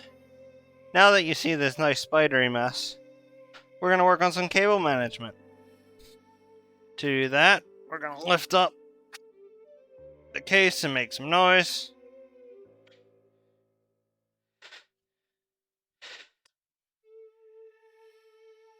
And now, this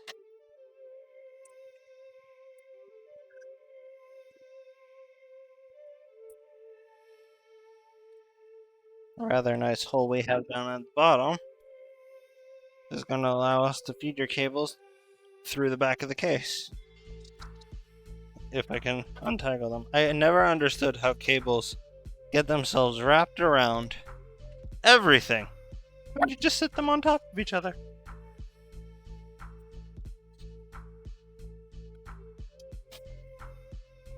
This is usually the part where I start cursing.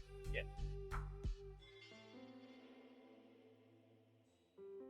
Can down.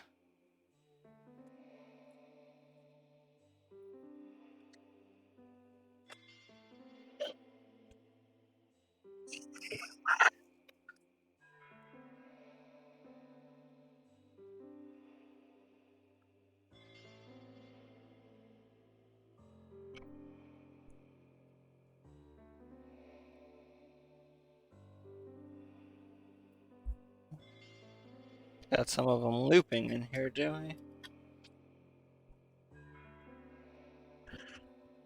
How did you manage that? Good.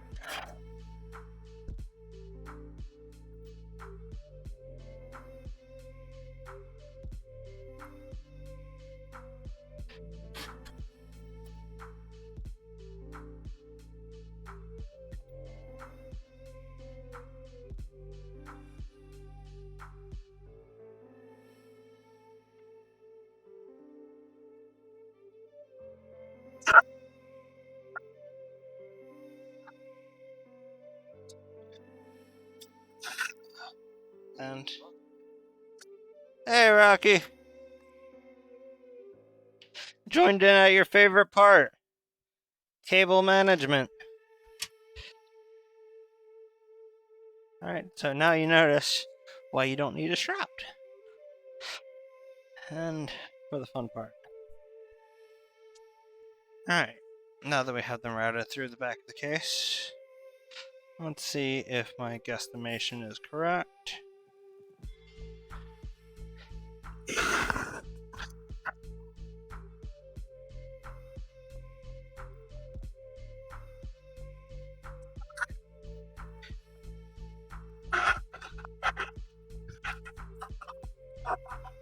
2.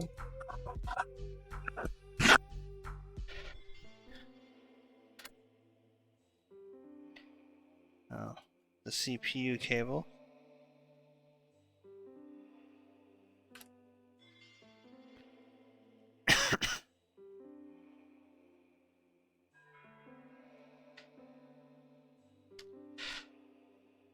Pop up here.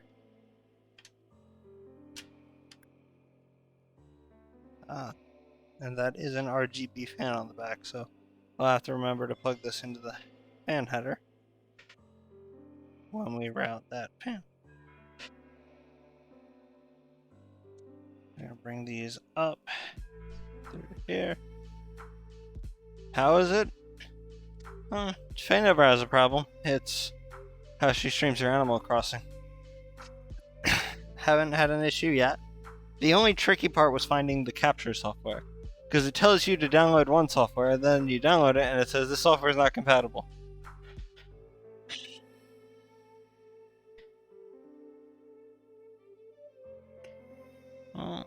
I prefer that over the USB, just because PCI's just got such a better transfer rate.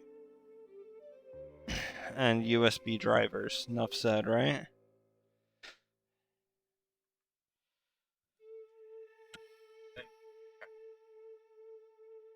I just meant USB drivers for technology in general are not always the most reliable.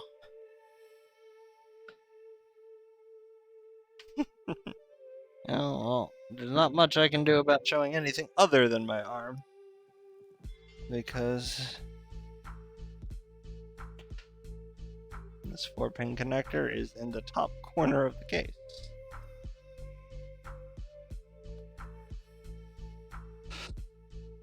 There we go. Then I might actually be able to tuck the other 4 pins out the back, so we don't have to see a 4-pin connector floating around. Nice and clean, right? Now, the SATA connection is never going to have to come back through, because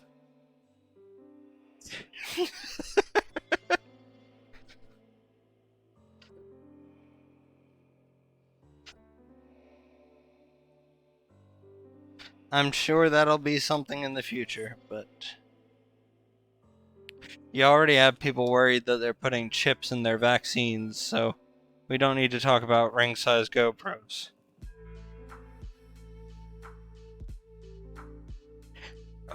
What I find funniest about that whole argument is they're on their phones typing this information into Facebook.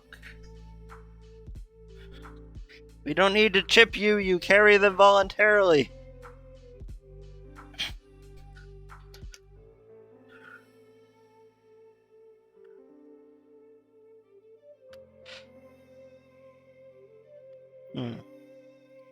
I was going to go through there, but with the angle I have to come down to plug them in, we could probably be a bit more creative and possibly even cleaner if we come through up here.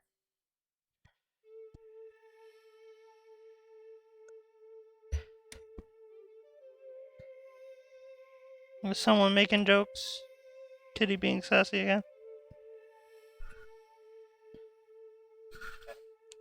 Kitty being sassy again?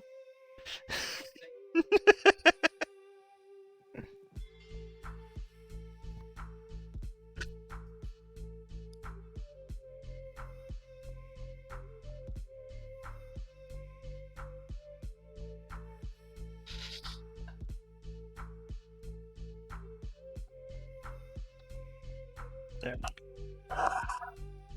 Getting that to align sometimes is quite the challenge.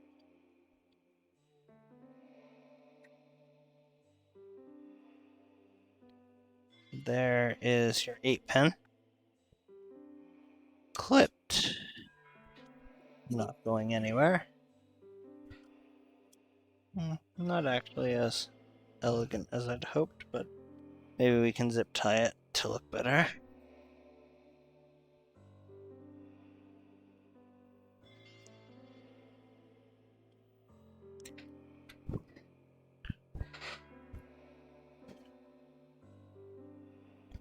6-pin power connector.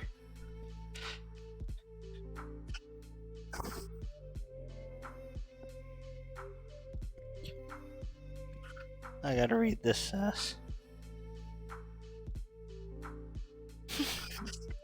Very true, kitty. That's what I'm saying. When you got people putting "I pooped today" on Facebook, we really don't need to chip anybody.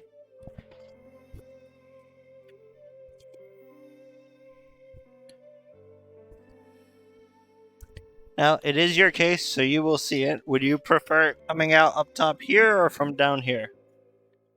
Yes, those wires. Okay.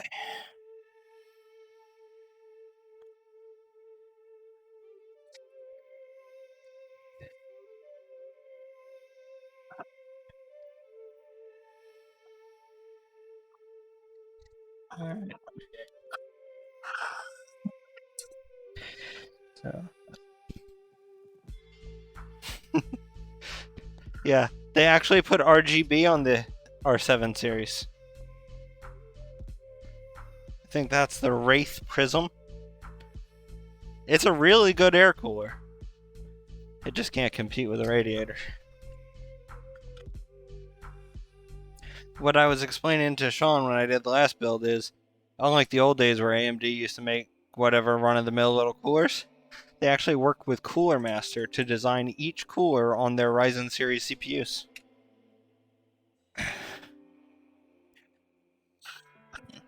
We'll connect these cables when we layer back down.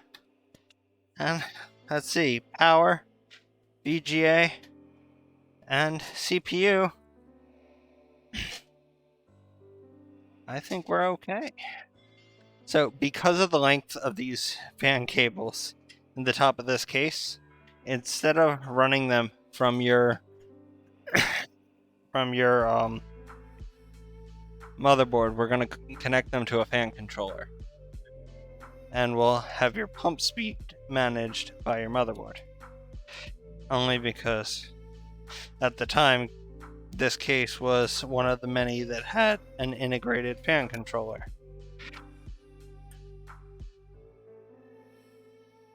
So, I believed they were labeled, but they might have just been color coded.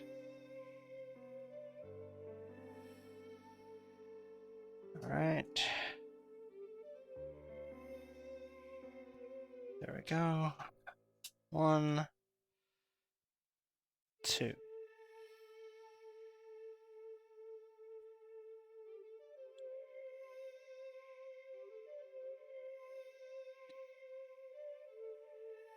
Alright. Now, because computers and motherboards will throw a fit if you do not have a fan connected to the CPU fan header, we're going to plug your pump into CPU 1. Now, this is a more modern motherboard and has its own pump header. I believe it's, AIO pump headers down there. Actually, let's give it a shot.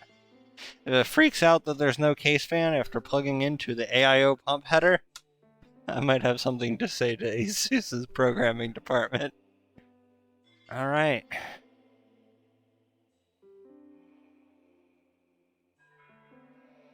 Alright. That talks pretty nicely, actually.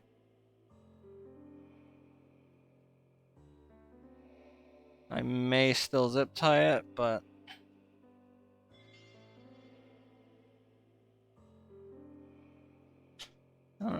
let's see. If I bring you through here...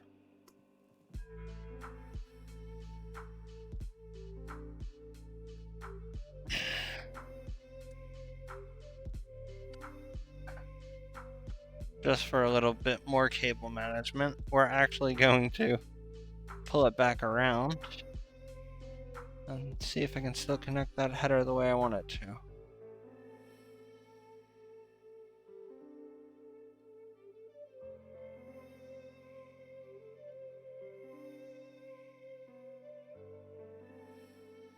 There we go.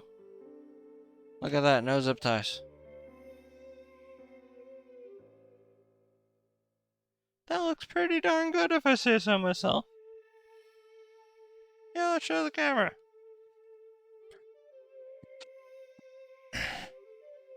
You know what? Let's bring the camera down a bit so that we can actually. I can't exactly layer back anymore. So we're gonna bring it down so you can actually see what we're doing. That would help, right?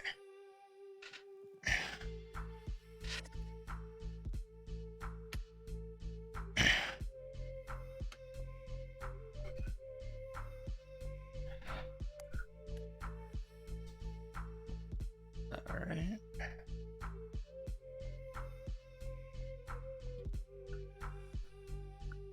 Alright, now this case has a lot of wires coming off its front panel. Very few of them we actually need to plug in. But while we're in, How does that? that actually looks good. Even though it is on its side. So let me fix that in OBS. Because I think I put a 90-degree tilt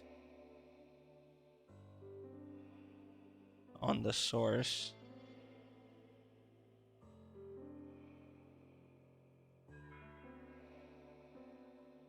Edit tray.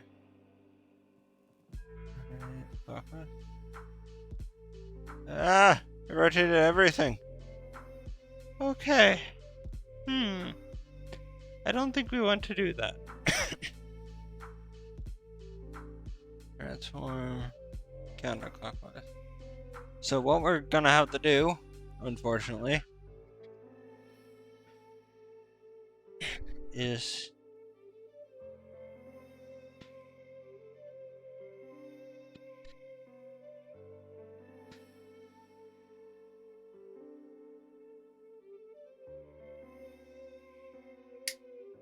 see, and that's what I about this. Yep, the computer is loose. Right, so we're just that.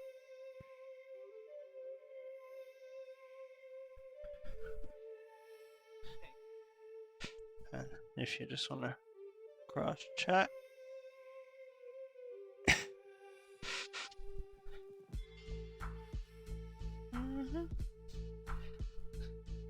That tripod's pretty nifty, I gotta say. No.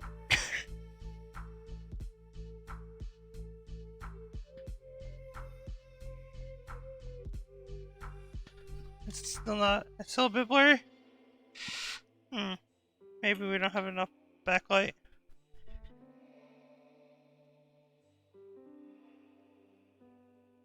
There we go. It's a cell phone.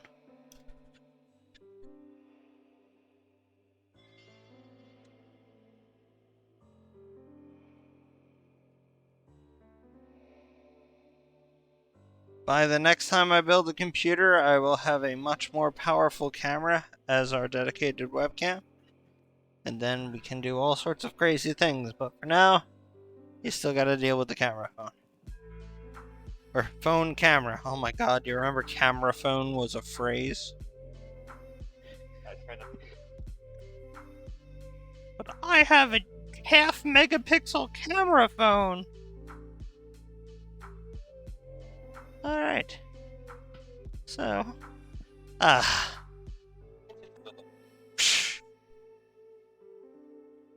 I'm remembering where it plugged in on my old case. And my old motherboard. When I used this.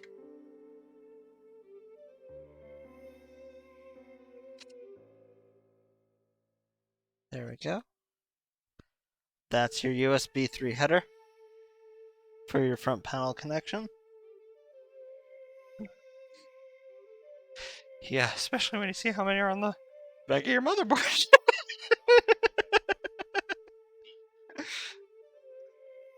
And then SS10. Super speed. Oh no. Goddamn legacy cases. I'm gonna need you to go through that bag and look for what's called a Molex connector. I think there might be a small cable that has a Molex on one end and a SATA on the other. No, this is Molex to fan controller. This is 3 SATA. I really hate plugging in a 3-head cord for a single connection, but it needs to be done.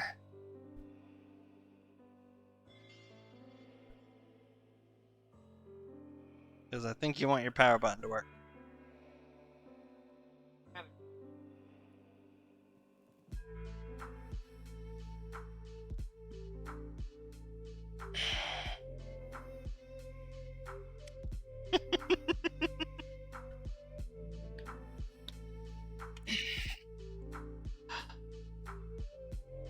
I should have checked that before running all these cables.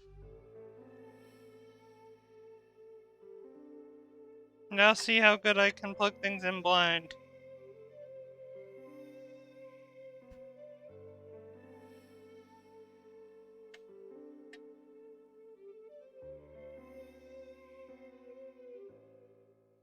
Oh wait, these are VGA. You don't want me plugging them in there.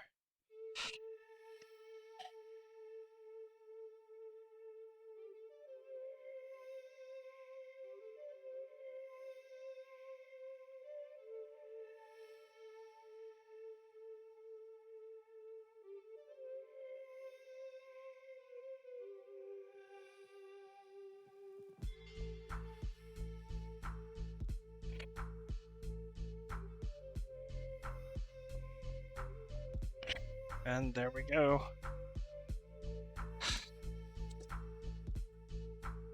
Whew. That is not easy on the hands, people.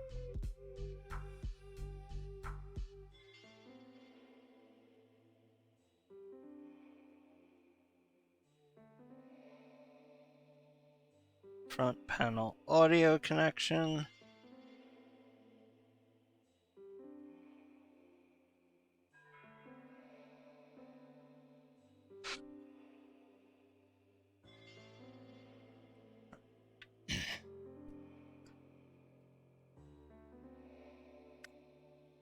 Front panel old school USB.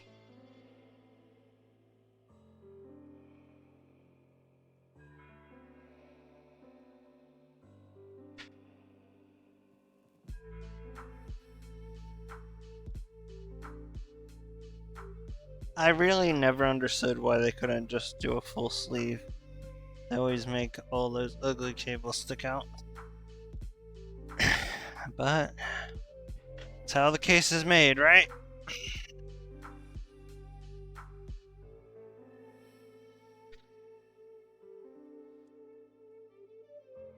Alright, so checking the rest of the motherboard connectors. We have one SATA cable. That's going to plug into the same one we're using for the hard drives, or the solid state drive. Me and my outdated terminology.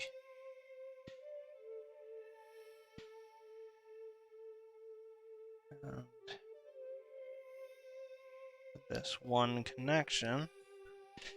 Do you want to give me one of the... Oh no, I got them right here. We don't even need to untwist this. Leave this twist tie on here, and this cable will make less of a mess.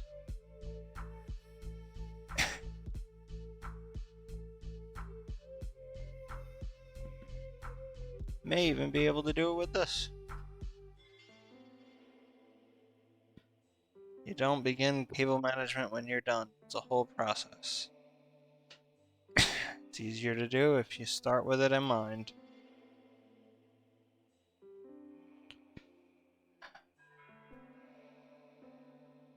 Alright. I'm sorry, Matt. I think the foot's gone. Thank you, sir. Okay.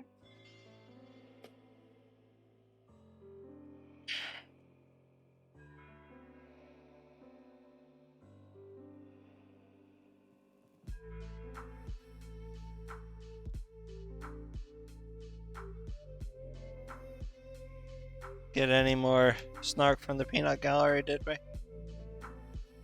Okay.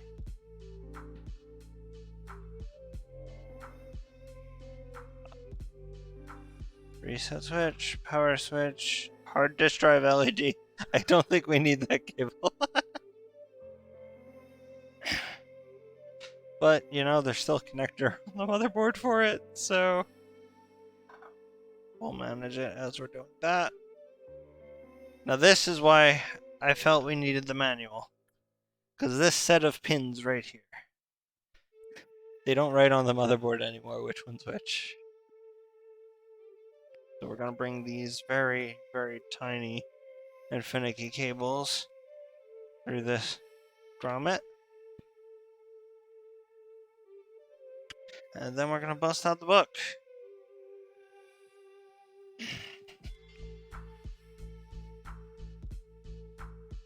Front I/O connectors.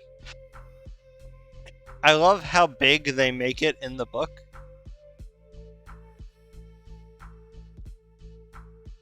When what they're actually talking about is these little things.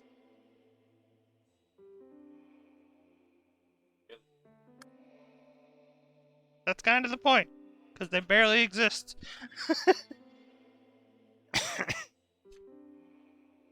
Let me get back to that page. Alright. Yeah. Oh, wow. August. Alright. Alright, hard disk drive, LED. First two pins. Look like this.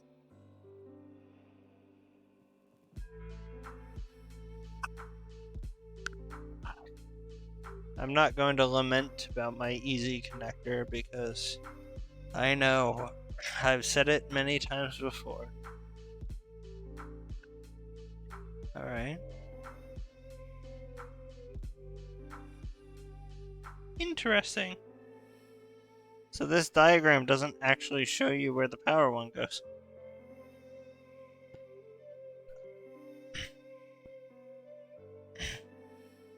No, luckily, instead of just looking at the pictures, I went to this part. So power LED, then power switch is up and down. Power button ground and reset ground. So power LED plus and minus go above the hard disk drive LED.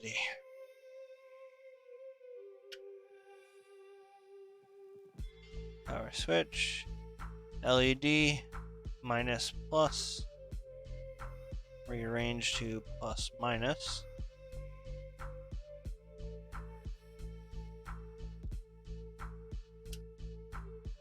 I really wish they made this a solid connector.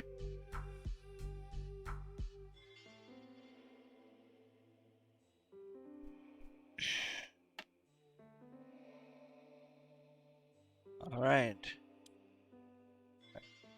Now, power and reset.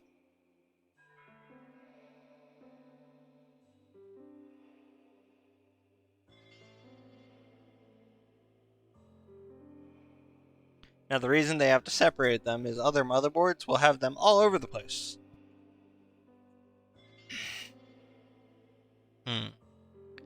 I don't like them coming through here. I'm gonna feed them through the bottom. You'd be like, why? You just got them in.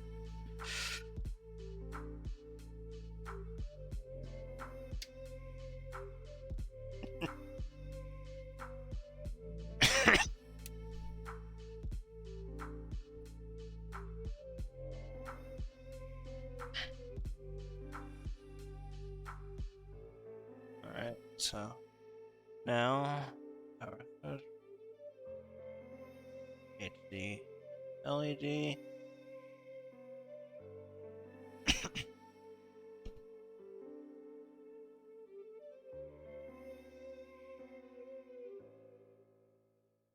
Oh, I did something wrong already.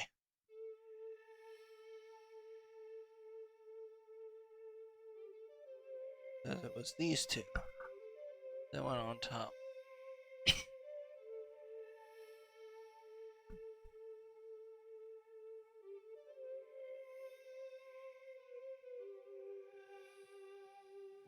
Power switch. Reset switch.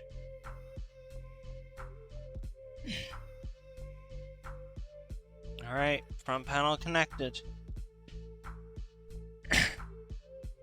And one less thing to worry about.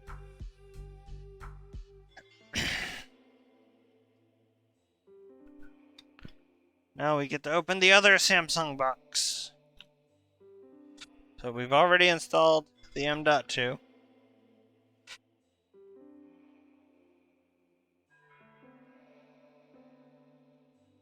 Well, because I don't want to get whoever made said mistake in trouble, I'd rather not tell the story. Let's just say Hero got a hell of a deal on his M.2 and his solid state drive. Or his SATA solid state drive.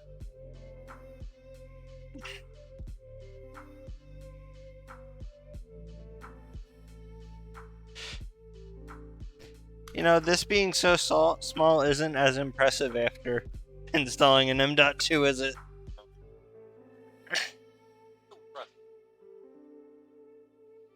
Alright.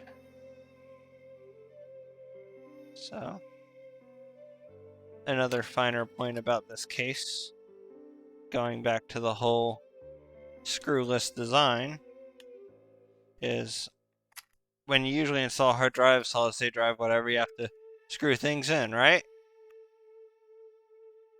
Oh.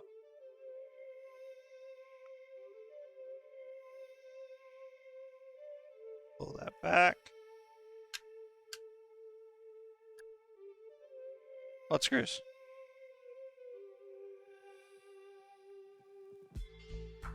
Okay. Trying to remember if...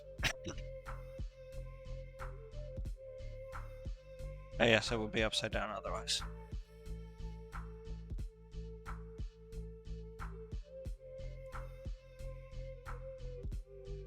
Oh, nope, I do have it upside down.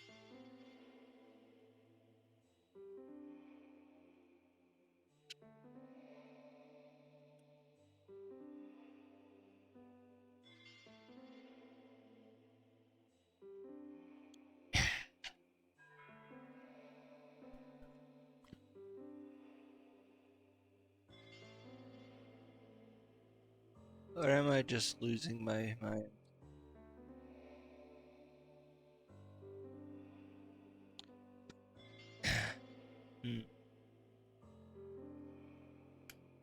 Because this connector is supposed to go in there. Yep.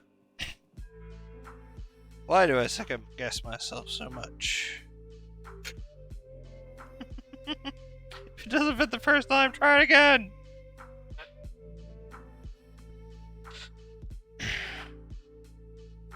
Alright. So now...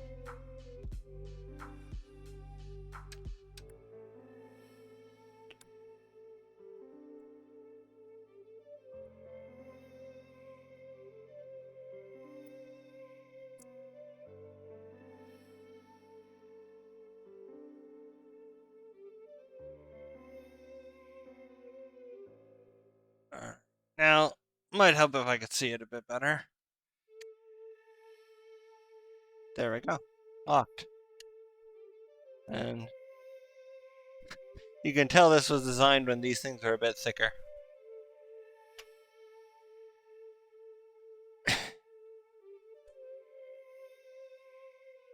Now, once we get this powered, there is only one more cable we need to run. The SATA data.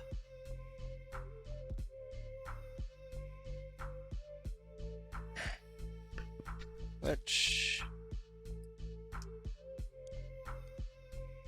because of this, we don't want to use the right angle cable. because it wouldn't fit the tray very well. But you should probably hold on to that in the event that you would like to install a hard drive.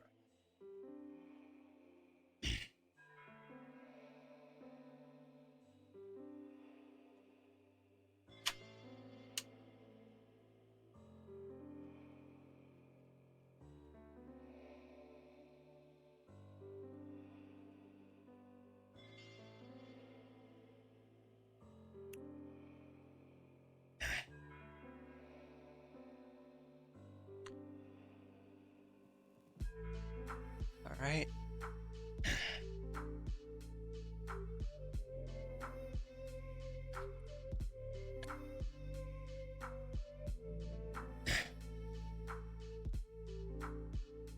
I did it again.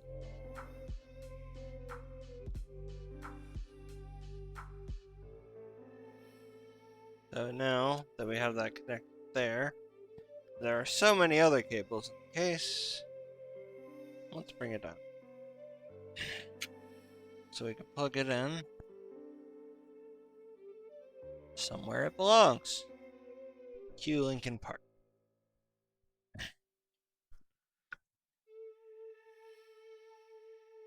I wonder if I can get a copyright strike for saying Cue Lincoln Park.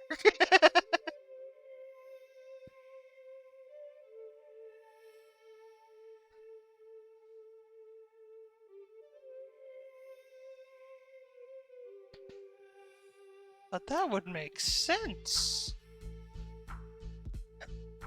Alright, so. What's Kitty saying?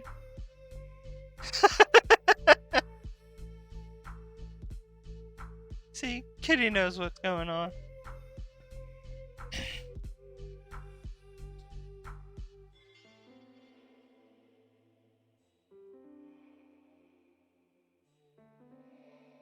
Try it so.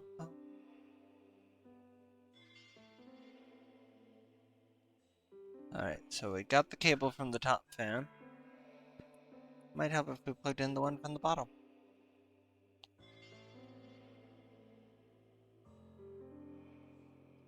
Now the reason I'm not routing them to the case is having them in the all running through the case's front panel fan controller means the intake fans and the exhaust will be running at the same speed.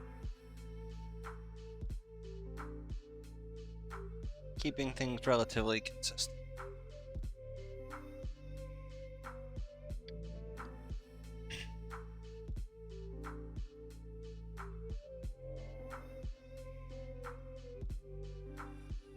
Because some would say consistency, like cake, is a lie. And there's always some sort of variance. Which I can agree with. Variance exists in all things. But consistency is still something people should strive for. Alright. Now let's see if I can make this mess suitable. Alright, so I have a cable that is way longer than it probably should be.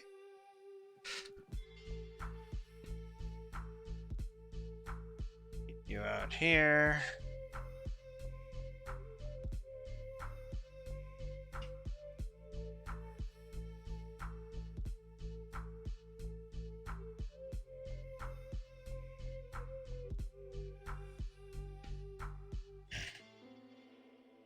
Now, I know we got Velcro ties from one product. Let's see how thin they are. Yeah, and we have tie-offs for zip ties in this case, but I'm wondering if we can jury rig it for the Velcro. And that looks like I might be pushing it a bit. Ah! Spoke too soon. Or not. Because that was just the tab.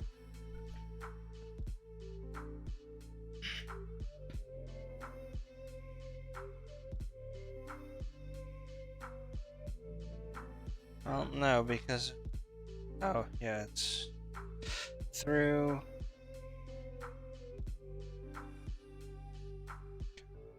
So I had it right.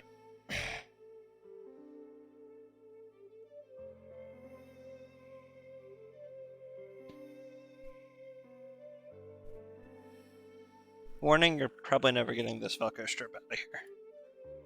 This Velcro strip is probably not removing from this case, ever.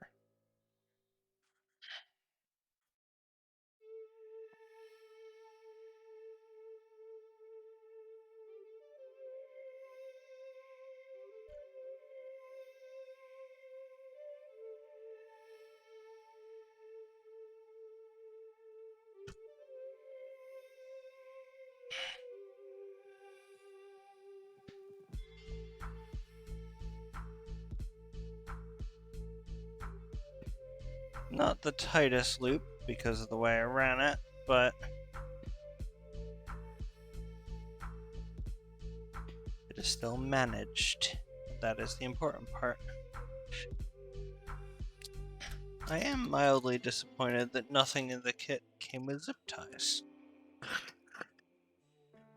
But we make do. Nope. Almost got rid of that. I don't think we want to do that. That being your M.2 screw. Alright, so you gave me the whole bag of zip ties and I probably tossed it over here, didn't I?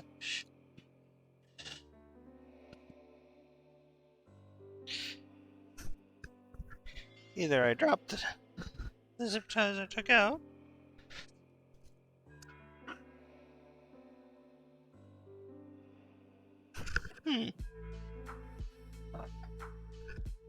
That would do it. On a black surface with black wires. Probably not the smartest thing I could have done.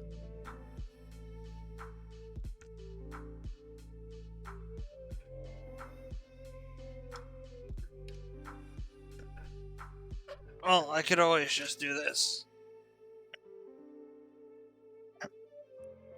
Like, wire.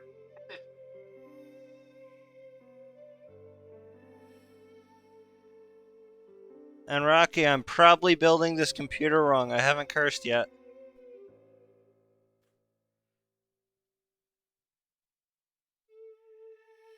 I am trying so hard not to, though.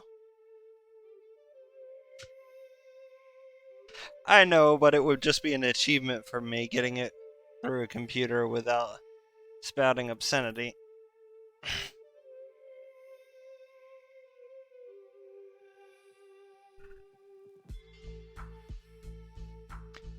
This Velcro is a little sharp.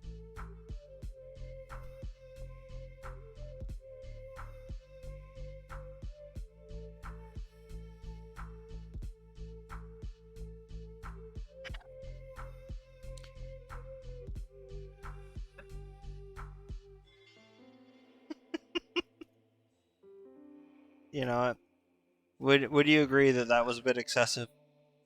They're already staying there, and it's only 2 cables. Surprise even myself sometimes. Alright, so one of these cables does have to route back through it. Look what I did to my thumb. Alright, so I gotta route this to an RGB header on your case. But I don't know that we have any RGB extension cables. So we're gonna feed these back through the front for now. And I will route them once the back is tightened. A good thing about the back of this case is it is solid and you will not see any of these cables. That doesn't mean you shouldn't try to manage them, though.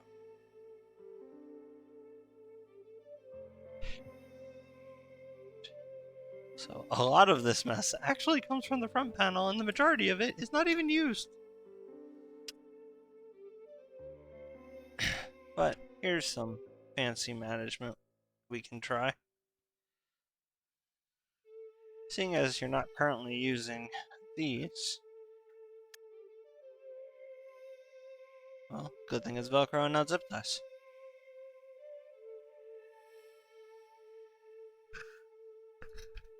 No foul language yet.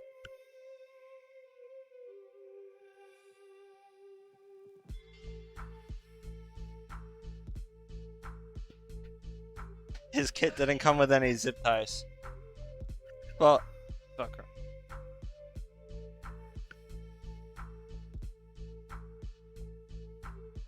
Most of those wires are off the front panel, if you recall.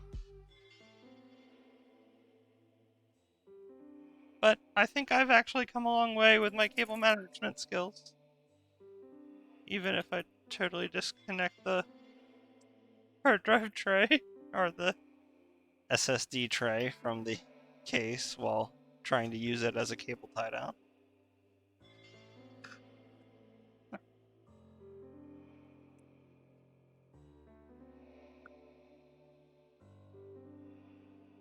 I can actually see the foot connection there. And this. Ta-da!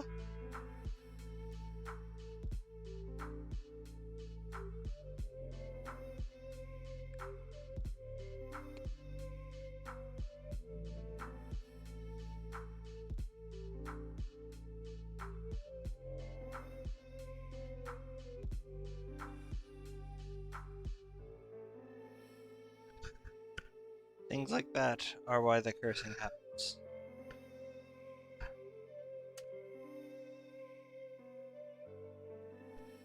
Now, let's see what I can do with this.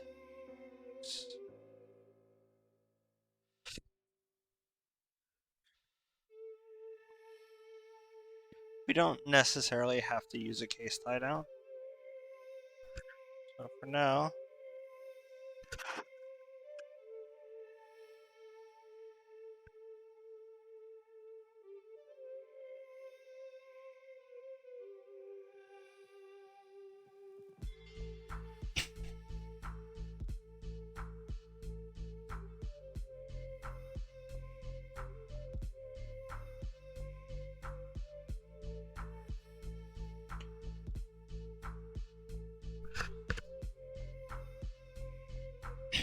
not just yet, but thank you for the offer.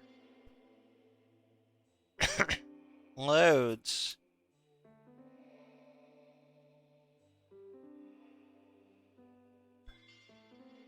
So now, with these thinner cables, I'm actually going to tuck them into the edge here. Now, what makes wire management a little tricky in this case, besides things like this, is that the way the case panel connects, it doesn't screw on. So,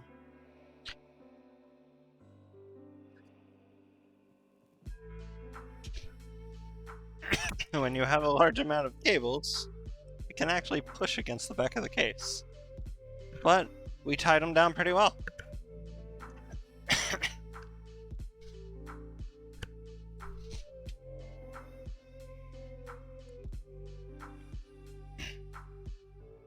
Now let's get your rear airflow taken care of.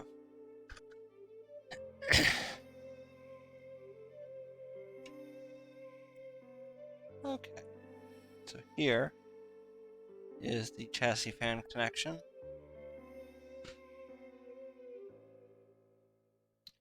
And now the tricky part that we may need to reference the manual for again. So that's 3 pins, that's 4 pins, and of course they'd only add 1 of each. So this cable needs to somehow end up down here. You see that it is not that long a cable. So, if we turn it, we could run the wires down there. That should give us enough slack. So let's give that a shot.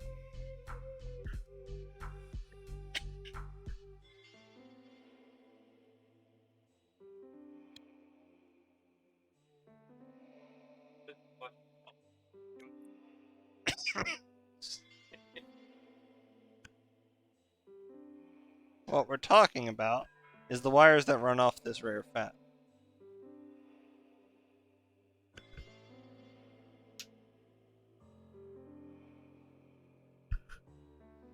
That's still something I'm figuring out how to handle audio. I may eventually just get a standalone mic for the workbench.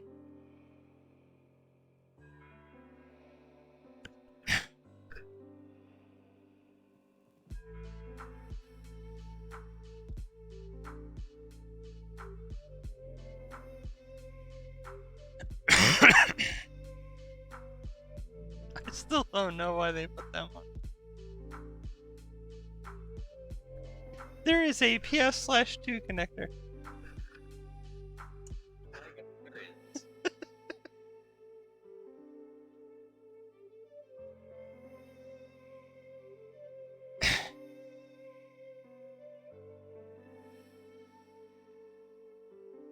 We're gonna rotate 90 degrees counterclockwise.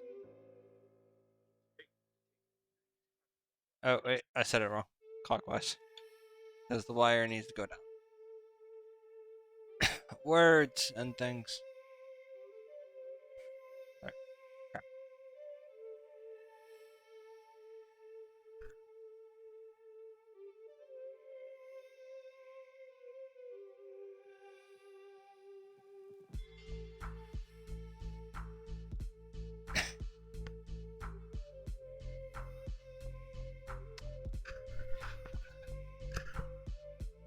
Right, so now you can let it rest a little bit. Still gonna need you to hold it right there.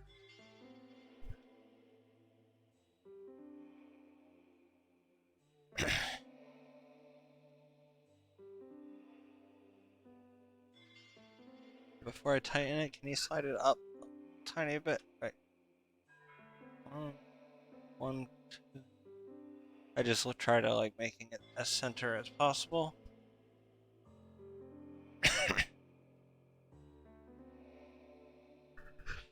And yeah, go for it.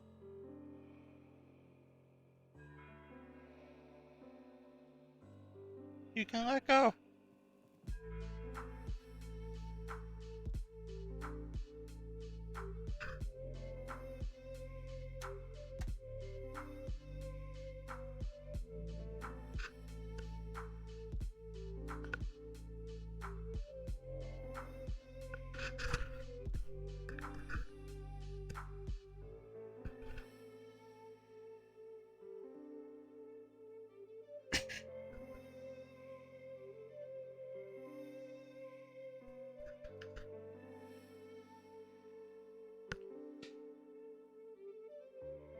Eventually, I'll have a test bench computer on the workbench, and I'll set that up for direct streaming, so audio issues shouldn't be such an issue. Alright, fan mounted. Now let's see if my estimation was correct. Avoid testing wet. True. Can chat hear?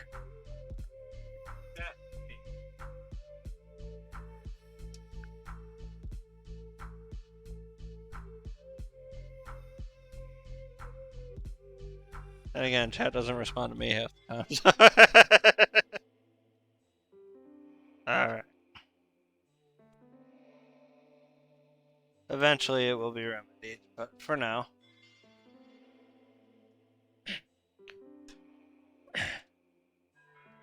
I don't expect to have special guests every time I build a computer.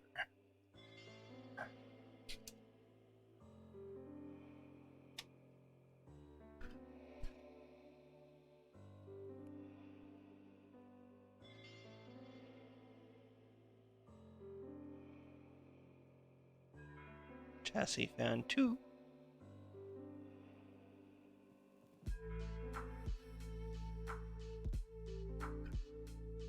I don't own a clip-on mic for me. I'm not using Twitch as a streaming application, so XSplit's VCam only works for. Oh.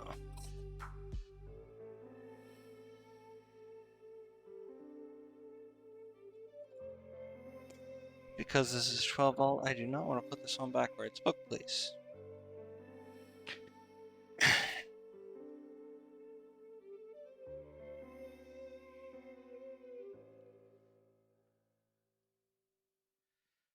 BGA. I love how they omit so much. They do.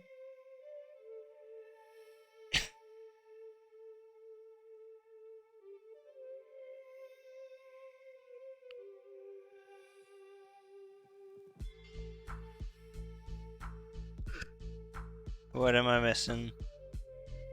Put it for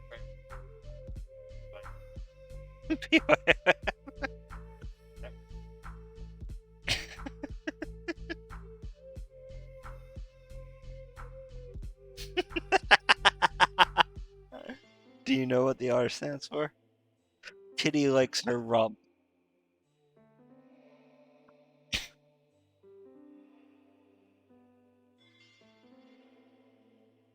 Wait, there's an RGB header at the top too.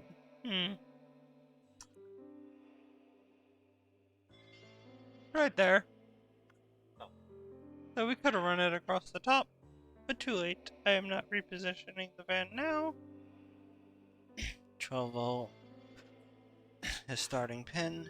Now the arrow on these indicates where the 12 volt goes in, and the other three are just for control. So, according to the manual, that is correct. And just for routing, use a wire to manage wire.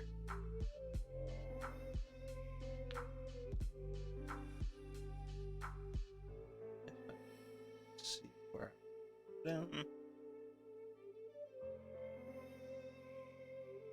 All right.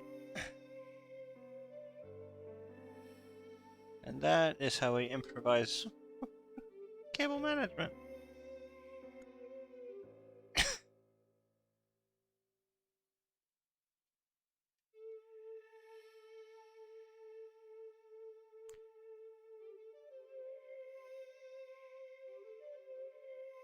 I mean, there's probably a more precise way of doing it, but is this acceptable to you as it is your computer? Yeah. Okay.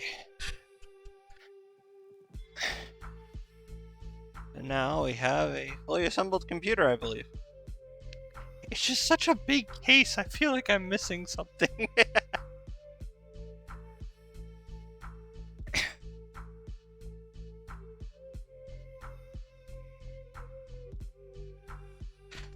Do you know why I feel like I'm missing something? Because I used to have that right here.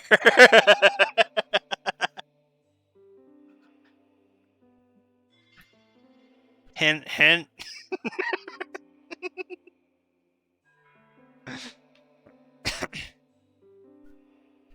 Alright, so let's close her up and then get her booted.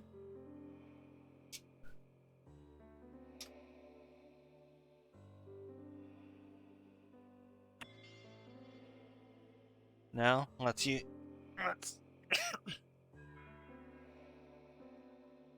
front, top.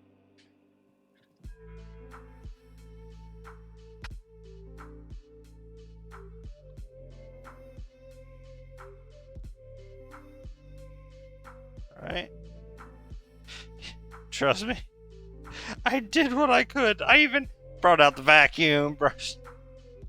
It just won't clean. Now, this is just a fiber filter. If you really were bothered by it, you should be able to unbend the metal, take the plastic off, remove that, and clean it that way. Right.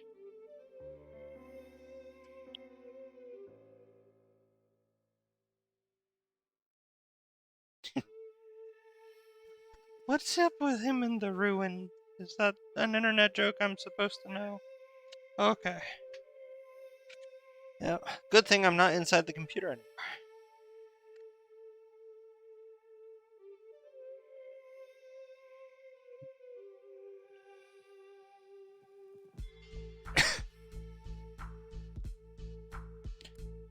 Even when it's not, this has always felt a little loose to me just because I'm used to screwing everything on.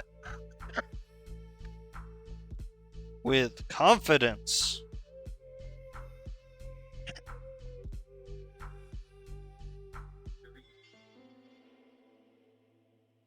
Yeah. I still don't even know who Bob Ross is, so. Nope. I've heard it so many times around the internet, I just assume it's one of those things. He's an actor? Painter. Okay. And he paints on stream, or is it people just use his quotes? Oh, okay. Oh. Gotcha.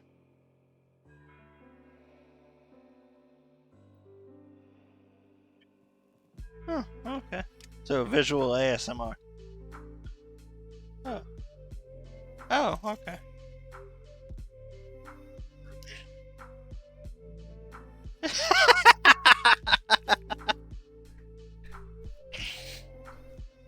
Rather.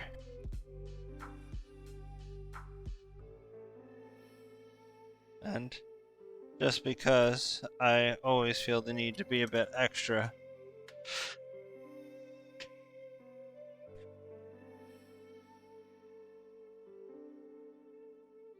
That is the power cord I use.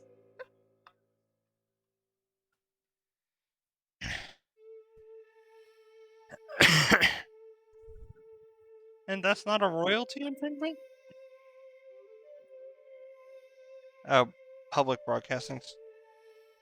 So that would mean it's not out here? Huh.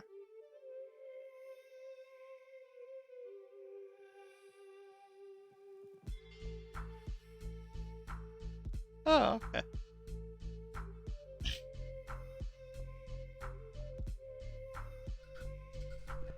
Alright. Bust out the least hardcore PC thing of my workbench.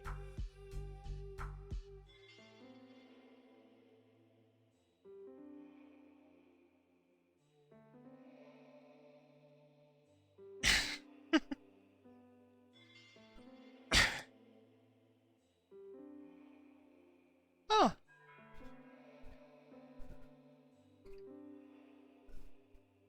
There are lights. Now the RGB on the back fan will be controlled by your motherboard. So. Oh, that would explain why it wasn't working. It'd help if I plugged the cable into the graphics card, people.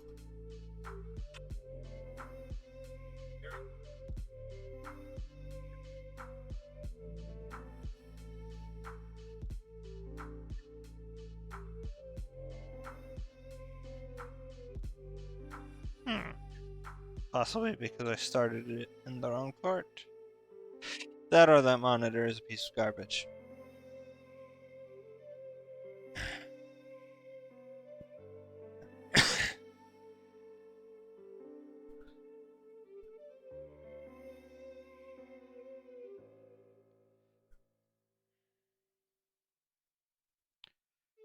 Just trying to get that post screen.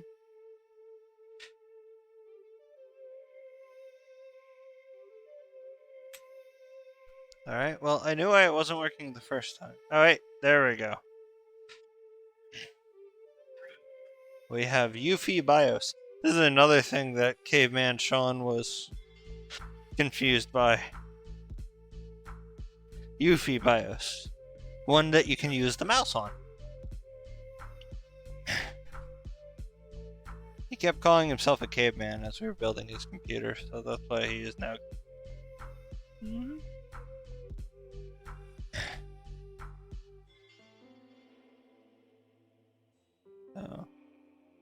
that this fan is currently being controlled by the motherboard.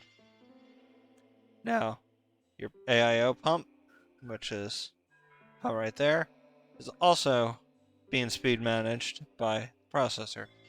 Very good. Now, to manage your case fans, you have a button right there. Because of the way they're connected, you're not going to see them in your BIOS, but that is as loud as they get.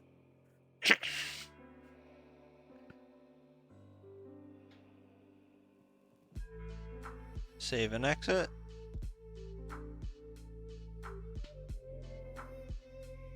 Do you guys want to see what a Windows installation screen looks like?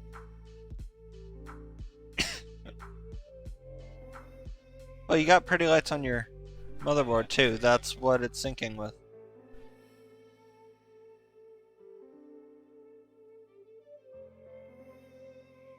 The speed at which this happens is a little impressive. I don't like it. Every once in a while I hear a sound that almost sounds like the fan colliding with either the case or a wire. So we're going to click next. Install now.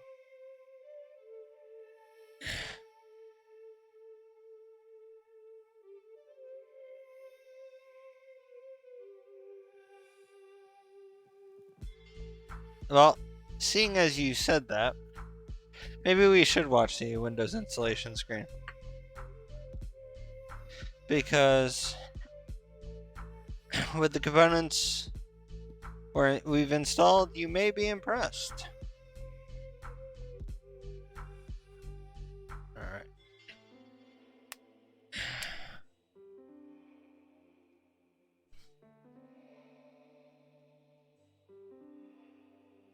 Don't know how we're going to do this, but you can't even see the Windows text, probably because of focus. Alright, here. Let's see if I can get the tripod to face the monitor somehow.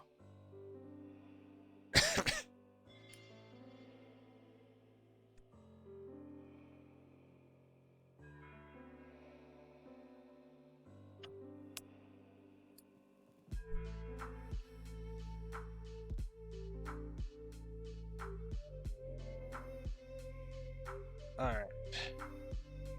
So, 1, 2, 3. Let's see. I know you guys can't see any of the text, but for now we're going to click I don't have a product key. Choose Windows Home. That's the correct version, correct? Next. EULA. Accept.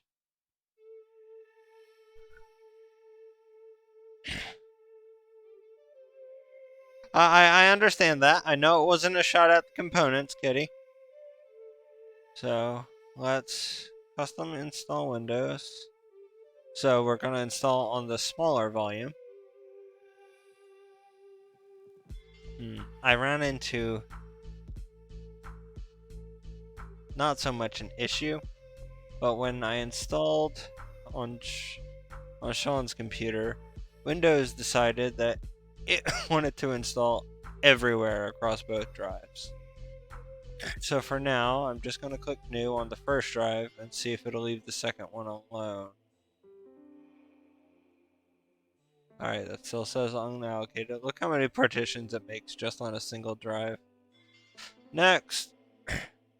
So, this is the screen that usually stays up forever.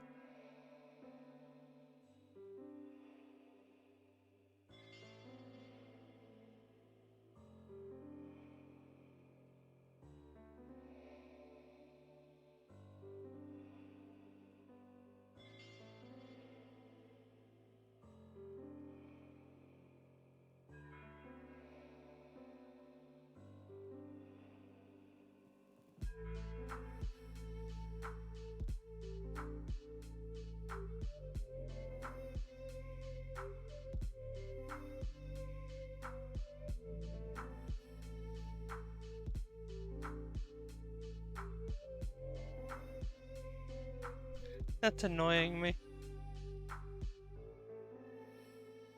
Yeah, and I'm pretty sure it's coming from your rear fan.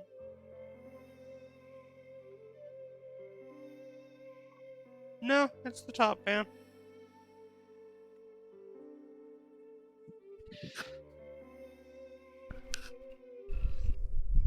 But it's not any of the wires.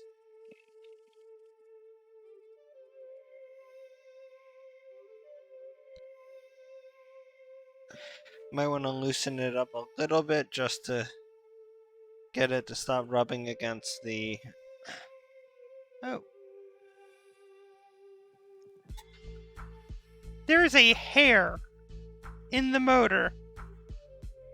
There is a hair in the motor. And that's most likely what's making the sound.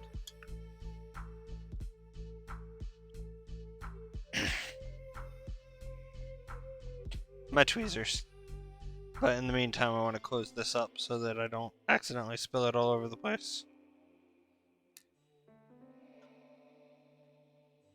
Yeah, it's installed already.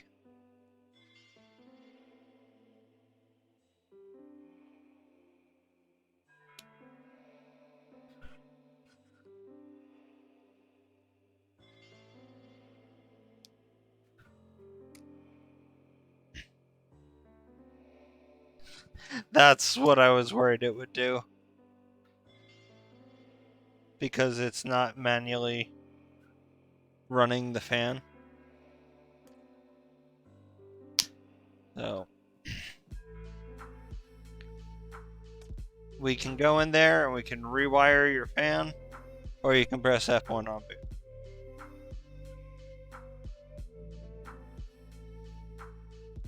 F10. Or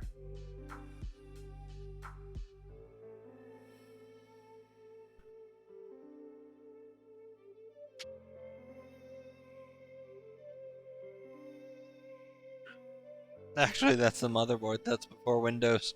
The motherboard doesn't like that it can't control the primary fan for your CPU. Seriously.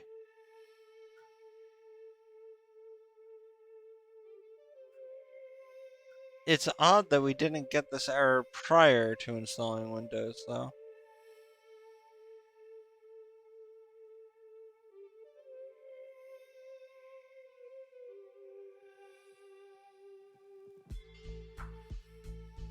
Easy mode.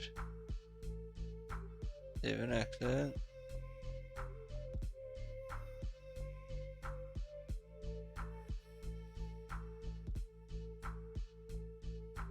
We're just gonna have to shut her off and rerun some wires.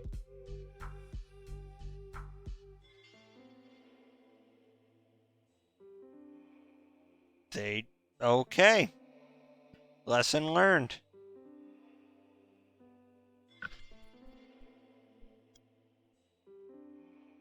That was me dropping metal against metal. Almost sound like glass. Alright.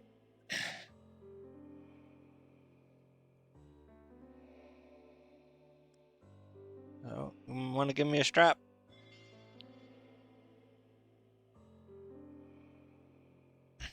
Alright. So, even though the AIO is plugged into the AIO pump slot, The BIOS still refuses to post if it can't control the CPU fan. I have to take the CPU fan off the fan controller and run it directly to the motherboard because it's throwing a tantrum.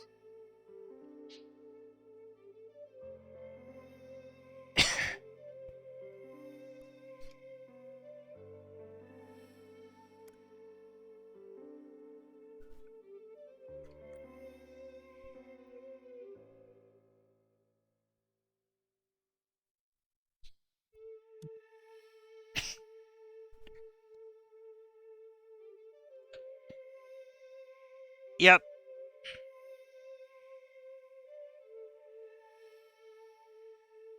Alright.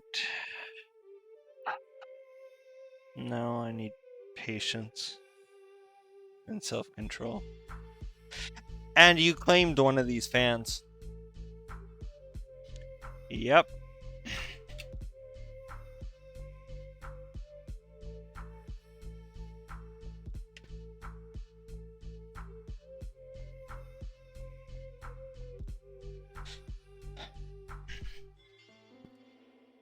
Alright. So, CPU fan now connected. The second fan is still managed by your case, but in the future, if you wanted to change the top fans or anything like that, you could always get a long fan splitter, have them all controlled by the case, and all be done on the same timings. But I did not have one laying around the house, and one certainly did not come with this case.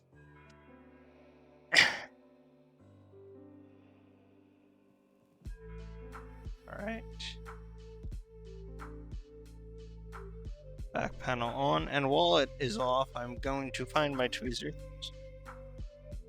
and attempt to remove the hair.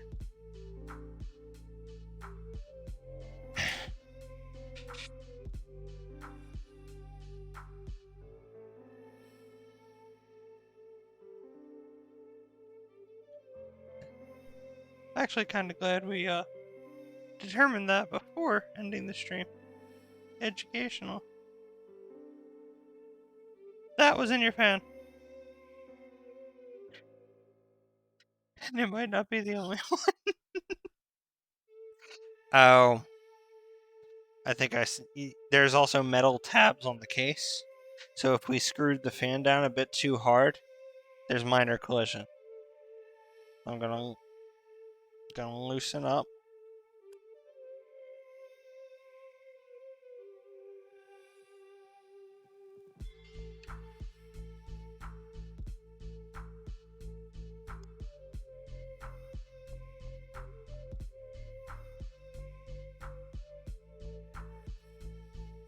And I can't tell which one's doing it. So was kind of funny to see that hair just dancing around.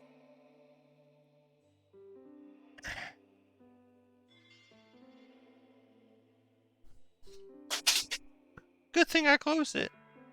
It's like I knew that was gonna happen or something.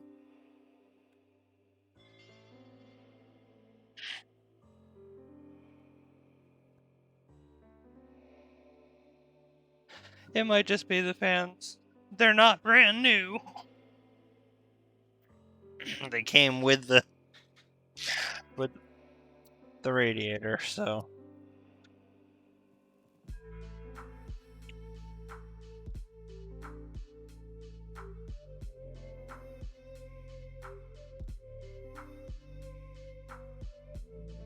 But I like to give a like-new experience.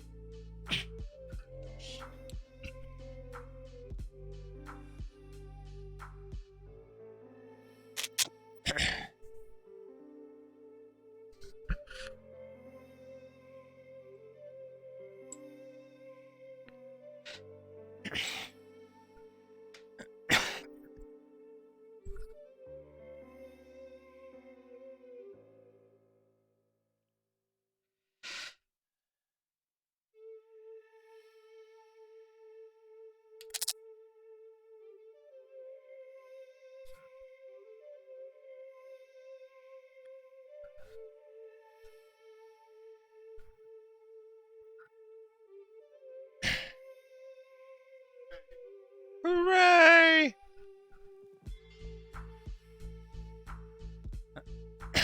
So we're gonna set it up in Korean. Let's see how well Hero knows his way around a computer. The funny part is I actually had a Korean lady have me reimage her laptop. I installed everything in Korean. She asked if I read Korean. I said no. She's like, She's like, then how did he do this? I'm like, I just know my way around a computer.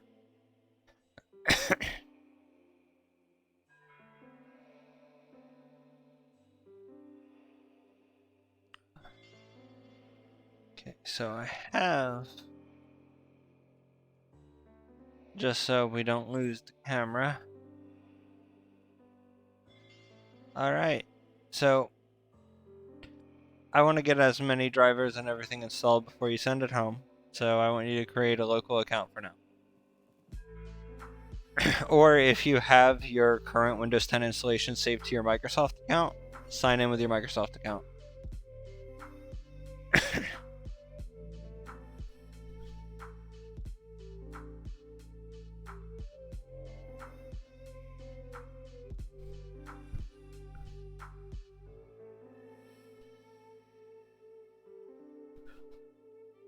Do you remember ergonomic keyboards?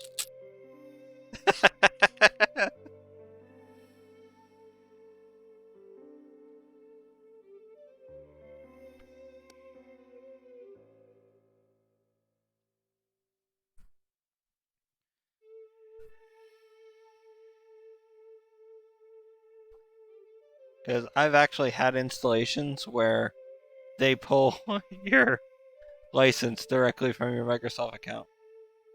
Now, we discovered something with Sean's computer. Because his Windows 10 license was a holdover from Windows 7, the free upgrade, it was unable to be transferred to a new computer. So, in his case, he had to purchase a license. No, it's part of Windows Hello.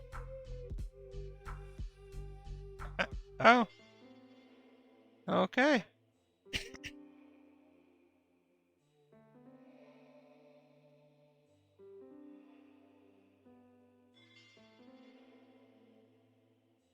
Now that you can do it later on.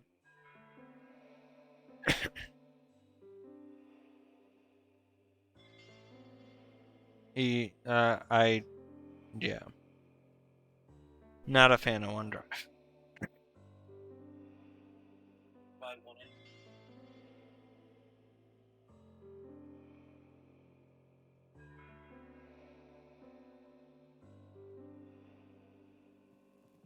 in. No thanks. No. Evil AI.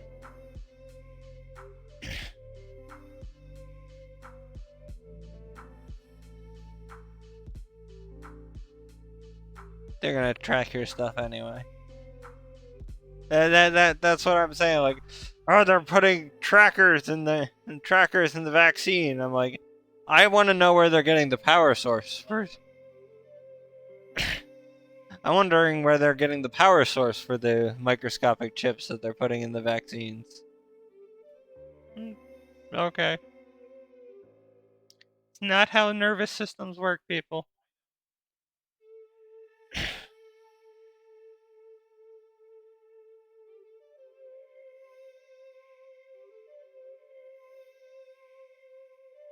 So they're cosmic now?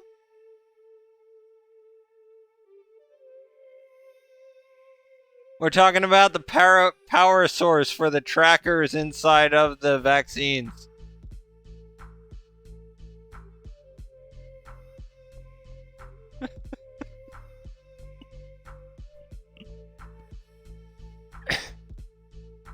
But the rattling quieted.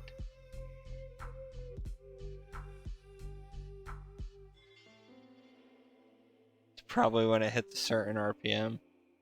Now click yes for download Armory Crate. Yeah. And I would recommend closing or see if when you click the setup browser button, it takes you to download the new version. Alright. Oh, one that is not good for stream. Okay. Oh, we're mature streams. Okay. So I want you to go to ninite.com. ninite.com. Yep. Now click the checkbox on everything you want on your computer, and click yes on the Armory Crate. I don't know why it's still there. Armory Crate is ASUS's new multi-driver installer. Now, you can select all your web browsers, your media applications. Steam's on here. So just click the checkboxes next to those programs if you can get your browser to go over that. Oh, yeah, there you go.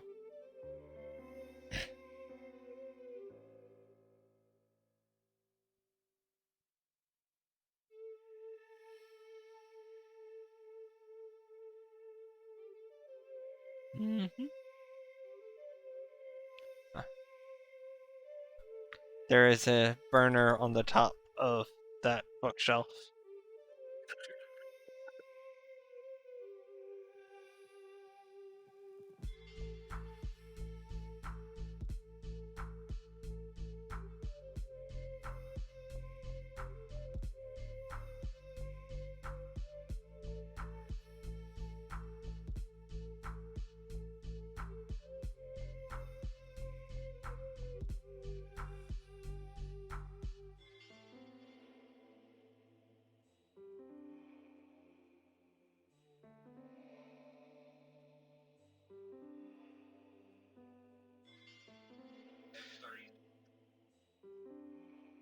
I love Foxit. LibreOffice is better than Open, but I use Google Docs anyway. If you do have a Google Drive account, use Google Backup and Sync, and it'll sync your documents. It's under online storage. Okay. Revo is good for uninstalling Pexi under Utilities. Revo is good for uninstalling pesky, hard to get rid of software. TeamViewer is what I use for a remote, so if you ever need a hand, you can give me a call, and if you put that in if you check TeamViewer, I'll be able to remote in, but only with your approval. So, okay. Now, once you have everything you want to install, click Get Your 9.8. Oh, 7-zip compression. Oh, you use WinRAR? Alright, 7-zip is not a trial. It's a full open source, but if you're more comfortable with WinRAR, just click Get Your 9.8. Yes, it does.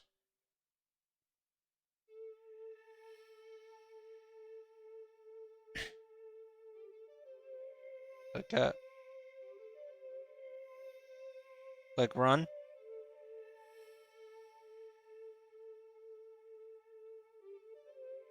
Oh, okay. Okay. Well, that's what I thought. I thought you were gonna tell me there was like hentai on the back of your. Oh, it's a scrolling. Okay.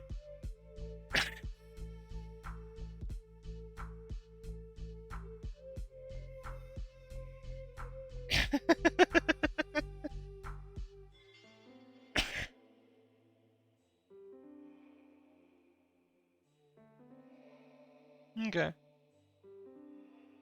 Click I agree.